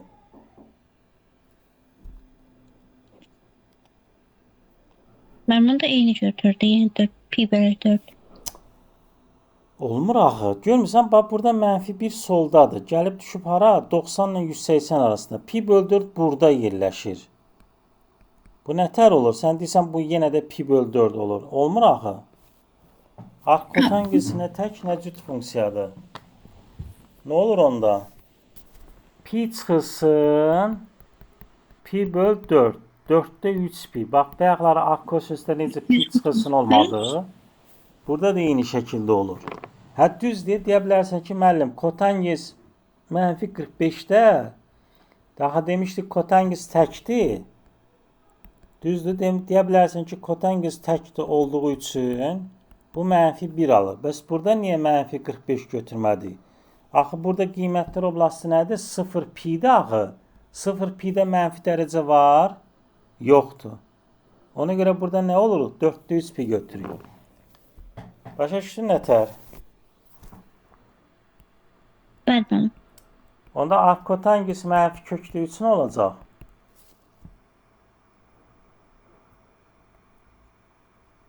Hı? Aydın. Mən fikir. Deyim. Qoy bir də Aydın fikirləşsin. Hə Aydın. Mənim kotanges 30 dərəcədə alırdı. İndi mənfi köklü üçün olacaq. Bunda pi çıxılsın. Aysa pi çıxılsın. Pi böl 6. 6'da 5 pi. Başa düşdün? Bəli. Yaxşı. Bax, burada yadınızda var. Görürsünüz burada. Arx kotangis mənfi x-dən olub. Pi çıx arx kotangis x olub. Bax, bunu yadda salın. Bu arx kosinusla arx kotangis də belədir. Amma arx tangeslə arx sinusda elə mənfi çıxır qabağa. Sonra burada yenə arx tangens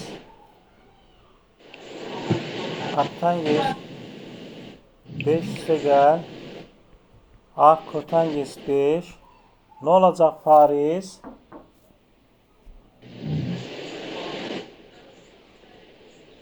On. 180. 180 niyə? Pi böl 2. Ha, burada görürsən düz qabağında yazmışam da. Bax, düz qabağında.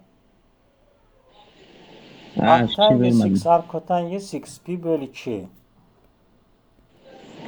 İndi arx tangens.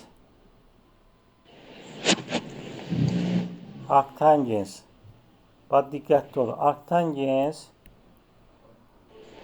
kökdə 3 böl 2. Arx kotangens, nəysə bu yaxşı olmadı. Bir dənə silin bunu. Deyirəm ki,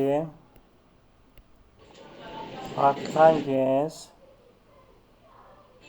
nə olsun? 5'də 3 üstə gəl arx tangens 5'də 4. Bu nəyə bərabər olar? Pi böl 2 değil. Bu da pi böl 2 olur. Yani arctangens x üstəgə arctangens 2 Bax, x qulaq as. bərabərdir pi böl Qulaq 2 as. üstə. Qulaq as, tələsmə. Bax, bunların kvadratları cəmi 1'ə bərabər olanda bu ilə nə olur? Pi böl 2 olur. Kvadratları cəmi 1'ə bərabər olanda. Aydın oldu. Hə, amma belə olsaydı, məsəl üçün bu arx tangens 5'də 3, arx kotangens 5'də 3, bu da yenə pi böl 2'dir. Bunların kvadratları cəmi 1 olanda yenə də eynidir. Arx tangens. Onda yenə cavab pi böl 2 olur. Arx kotangens də olsaydı bunlar, arx kotangens 5'də 3, arx kotangens 5'də 4, yenə də pi böl 2 olacaqdı cavab. Bunu yadda saxlamaq lazımdır. Müəllim, orada yazmışsınız. Bəlkə də dediniz mən yadımdan çıxdı. Arx kotangens mənfi x-də pi çıxalını alır yazdınız da. Hə? O tangesdə də elə olur. Yox, arx kotangeslə arx kosinusda pi çıxılsın olur. Arx tangeslə Cüydən arx sinus tək funksiyadır, tək. Onlar təkdir. Bax, görürsən, arx kosinusda nə yazmışıq? Bax, mənfi x onda pi çıxılsın. Amma arx sinusda nədir? Arx sinusda bax, mənfi x, mənfi çıxıb qabağa, tək funksiyadır. Tək funksiya nədir? Koordinat başlanğıca görə simmetrikdir. Bir də arx tangens elədir. Bax, görürsən, arx tangens. Arx tangens mənfi x, mənfi arx tangens x olur. Tək funksiyadır. Koordinat başlanğıca görə simmetrikdir. Amma arx kosinusla arx sinusda pi çıxılsın arx kosinus olur. Arx kosinusla arx kotangensdə, bax, burada bir dənə qaydıram, arx kotangensdə. Görürsən, pi çıxırsın. Bax, bunları qarışdırmamaq lazımdır. Bu trigonometrik tənliklərdə də bizə lazım olacaq. Cavabı yazanda da ona görə yazırıq. Deməli yazıram burada. Arc kosinus mənfi kökdə 3 bölü 2 isə bu nə olacaq? Pi çıxılsın arc kosinus kökdə 3 bölü 2. Yəni pi çıxılsın pi bölü 6. Elə də 6'da 5 pi. Başa düşdüm mən. Bu kotangesi olan başa düşdüm. Mən bir də bunun biz dərsini öyrənib testlərini sabaha yazmalıyıq. Çox Yox, qədər. sabah indi yazarsıda nə qədər işləyə bilsəz işləyin. Nə qədər çatdıra bilsəz çatdırın. Qalanları gəlib ikinci günə baş işləmək lazımdır. Sonra Yaxşı. az bir şey qalıb, onu da yekunlaşdıraq. Bax, bunları soruşacağam, ona görə oturub yaxşı-yaxşı oxuyun. İndi burada belə bu tipdə suallar düşür. Bu düzdür, bəlkə də buraxılışda bu qədər çətin olmayacaq. Rahat suallar olacaq, amma misal üçün burada versə ki, kosinus, deyirəm ki, arc sinus 2'də 1. Məsələn, bunu hesablamaq rahatdır da. Arc sinus 2'də 1'i neçədə alır? 30 dərəcədə. Yəni pi böl 6'da. Pi böl 6'da da nə olur? Kökdə 3 böl 2. Belə olanda rahat olur. Amma bəzən olur ki, məsələn, dərəcəni tapmaq olmur. Misal üçün belə bir dənə sual yazın. Özümdən yazıram burada. Məsələn, deyirəm ki, sinus, deyirəm ki, arctangens tutaq ki, 3'də 1. Deyirəm ki, tutaq ki, arctangens 3'də 1. İndi bu bucağa alfa götürəm. Bura 1 olur. Bura olur 3. Belə bir ki, bu arctangens 3'də 1'ə bir dənə alfa deyirəm. Tangens alfa bərabərdir nə olur? 3'də 1. Onda Pifagor teoremə görə bura nə olur? Kökdə 10. İndi buna biz sinüs alfa dedik axı. Buna alfa demiş axı. Sinüs alfa da nədir? Qarşıdakı qatidə bitişik qati olan nisbəti. Yəni bu tip sualları da bu şəkildə yazmış oluruq. İndi bu düzdür, biraz çətin ola bilərsiniz də. Yəni buraxılışda belə düşmür, düşəndə də rahat düşür. Biraz əvvəl dediyim dərəcə ilə o şəkildə tahmaq olur. Aydın oldu. Belə düşsə də bu üçbucaqla tahmaq olur. Ya, bunlar çox da əhəmiyyətli deyil. Buna çox fikir verməyin. Amma bu qaydaları bilmək lazımdır. Arc sinus 2'də 1 plus arc kosinus 2'də 1. Bax görsən, bu cəmi pi bölü 2 olub. 2 bölü pi bölü 2 cavab olub pi. Sonra arc sinus x-in burada qiymətlər oblastı. Qiymətlər oblastı nə idi? Burada bir dəfə pi bölü 2 qoyursunuz. Bir dəfə də mənfi pi bölü 2. Orada qiymətlər oblastını hesablayırsınız. Bax, burada da gördüyünüz kimi.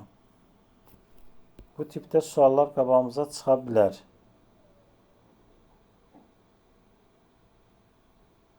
Burada yenə 2'də 1 mötərizə bu bayaq dediyim kimi, bax, arc sinus, bax burada 13'də 5'in kvadratı ilə 13'də 12'nin kvadratı eləyir 1.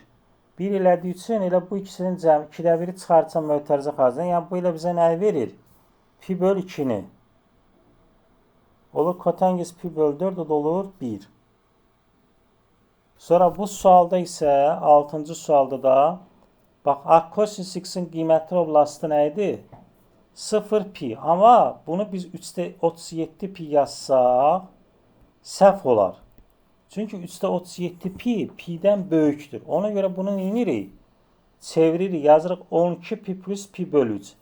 Yəni 3'də 37 pi əslində nə deməkdir? Pi böl 3 deməkdir. 12 dənə tam dövr eləyib olub 0. Təzədən gəlib 0'a düşüb də elə bir ki. 0 plus pi böl 3 deməkdir. Arc kosinus pi böl 3'də nəyə verir bizə? Pi böl 3. Yəni bu ifadənin qiyməti əslində nədir? Pi böl 3. Aydın oldu burası da. Yəni belə suallar düşəndə bunun siz nəyinə baxın? Qiymətlər oblastına baxın. Görün ki, düzdür olur, yoxsa yox. Bunu 3'də 37 pi yazsa cavab səhv olmuş olacaq. Okey? Problem yoxdur ki. Cəmilə? Bəli, müəllim. Nətərdir vəziyyət? Səsin sorağın gəlmir. Mənə bu hissə biraz çətin, amma sonra özüm öyrənəcəm. Çünki biraz çox Öyrənəcəm xoşuma dedi, amma öyrən ha. baş üstə. Yəni öyrənəcəm deyib sonra öyrənməməzlik eləmə. Oldu müəllim. Bu axırıncı sual başa düşdün, yəni bu tip sual düşə bilər. Rahat sualdır.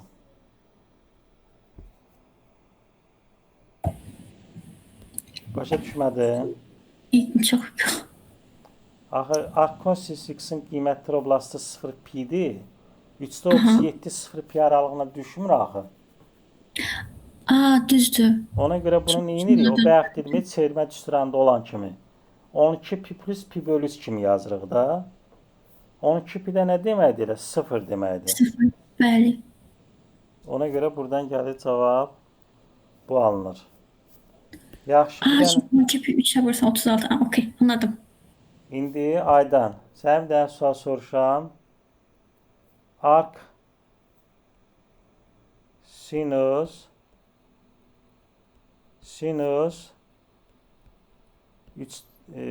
2-də 17 pi.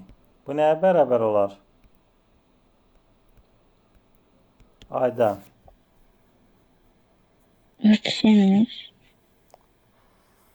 Hı -hı. 2. Əməl aşağıdakı 2-dir o. Hə, 2-dir. Biraz yaxşı yazma, qoy təzədən yazım. 2-də 17 pi də deyək. Arc sinus 2-də 17 pi. Ha, bunu hesablamaq lazım. Nə olar cavab?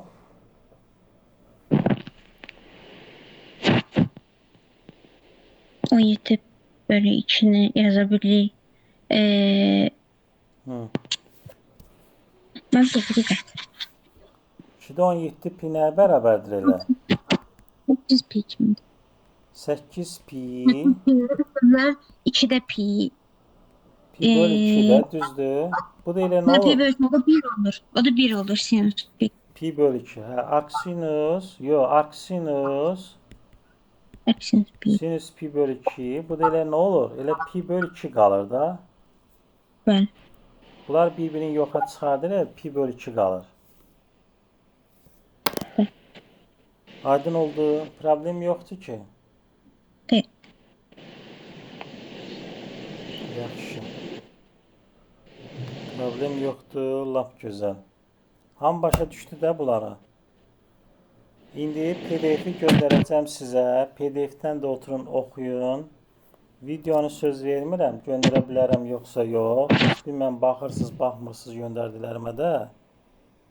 Çünki çox uzun oldu. Bunu oturub hazırlamaq biraz vaxt aparacaq. Yəni istəsəniz belə kobud variantda göndərərəm, baxarsınız. Amma belə 2 saata yaxın 2 saat oldu demək olar ki. Onun üçün də yəni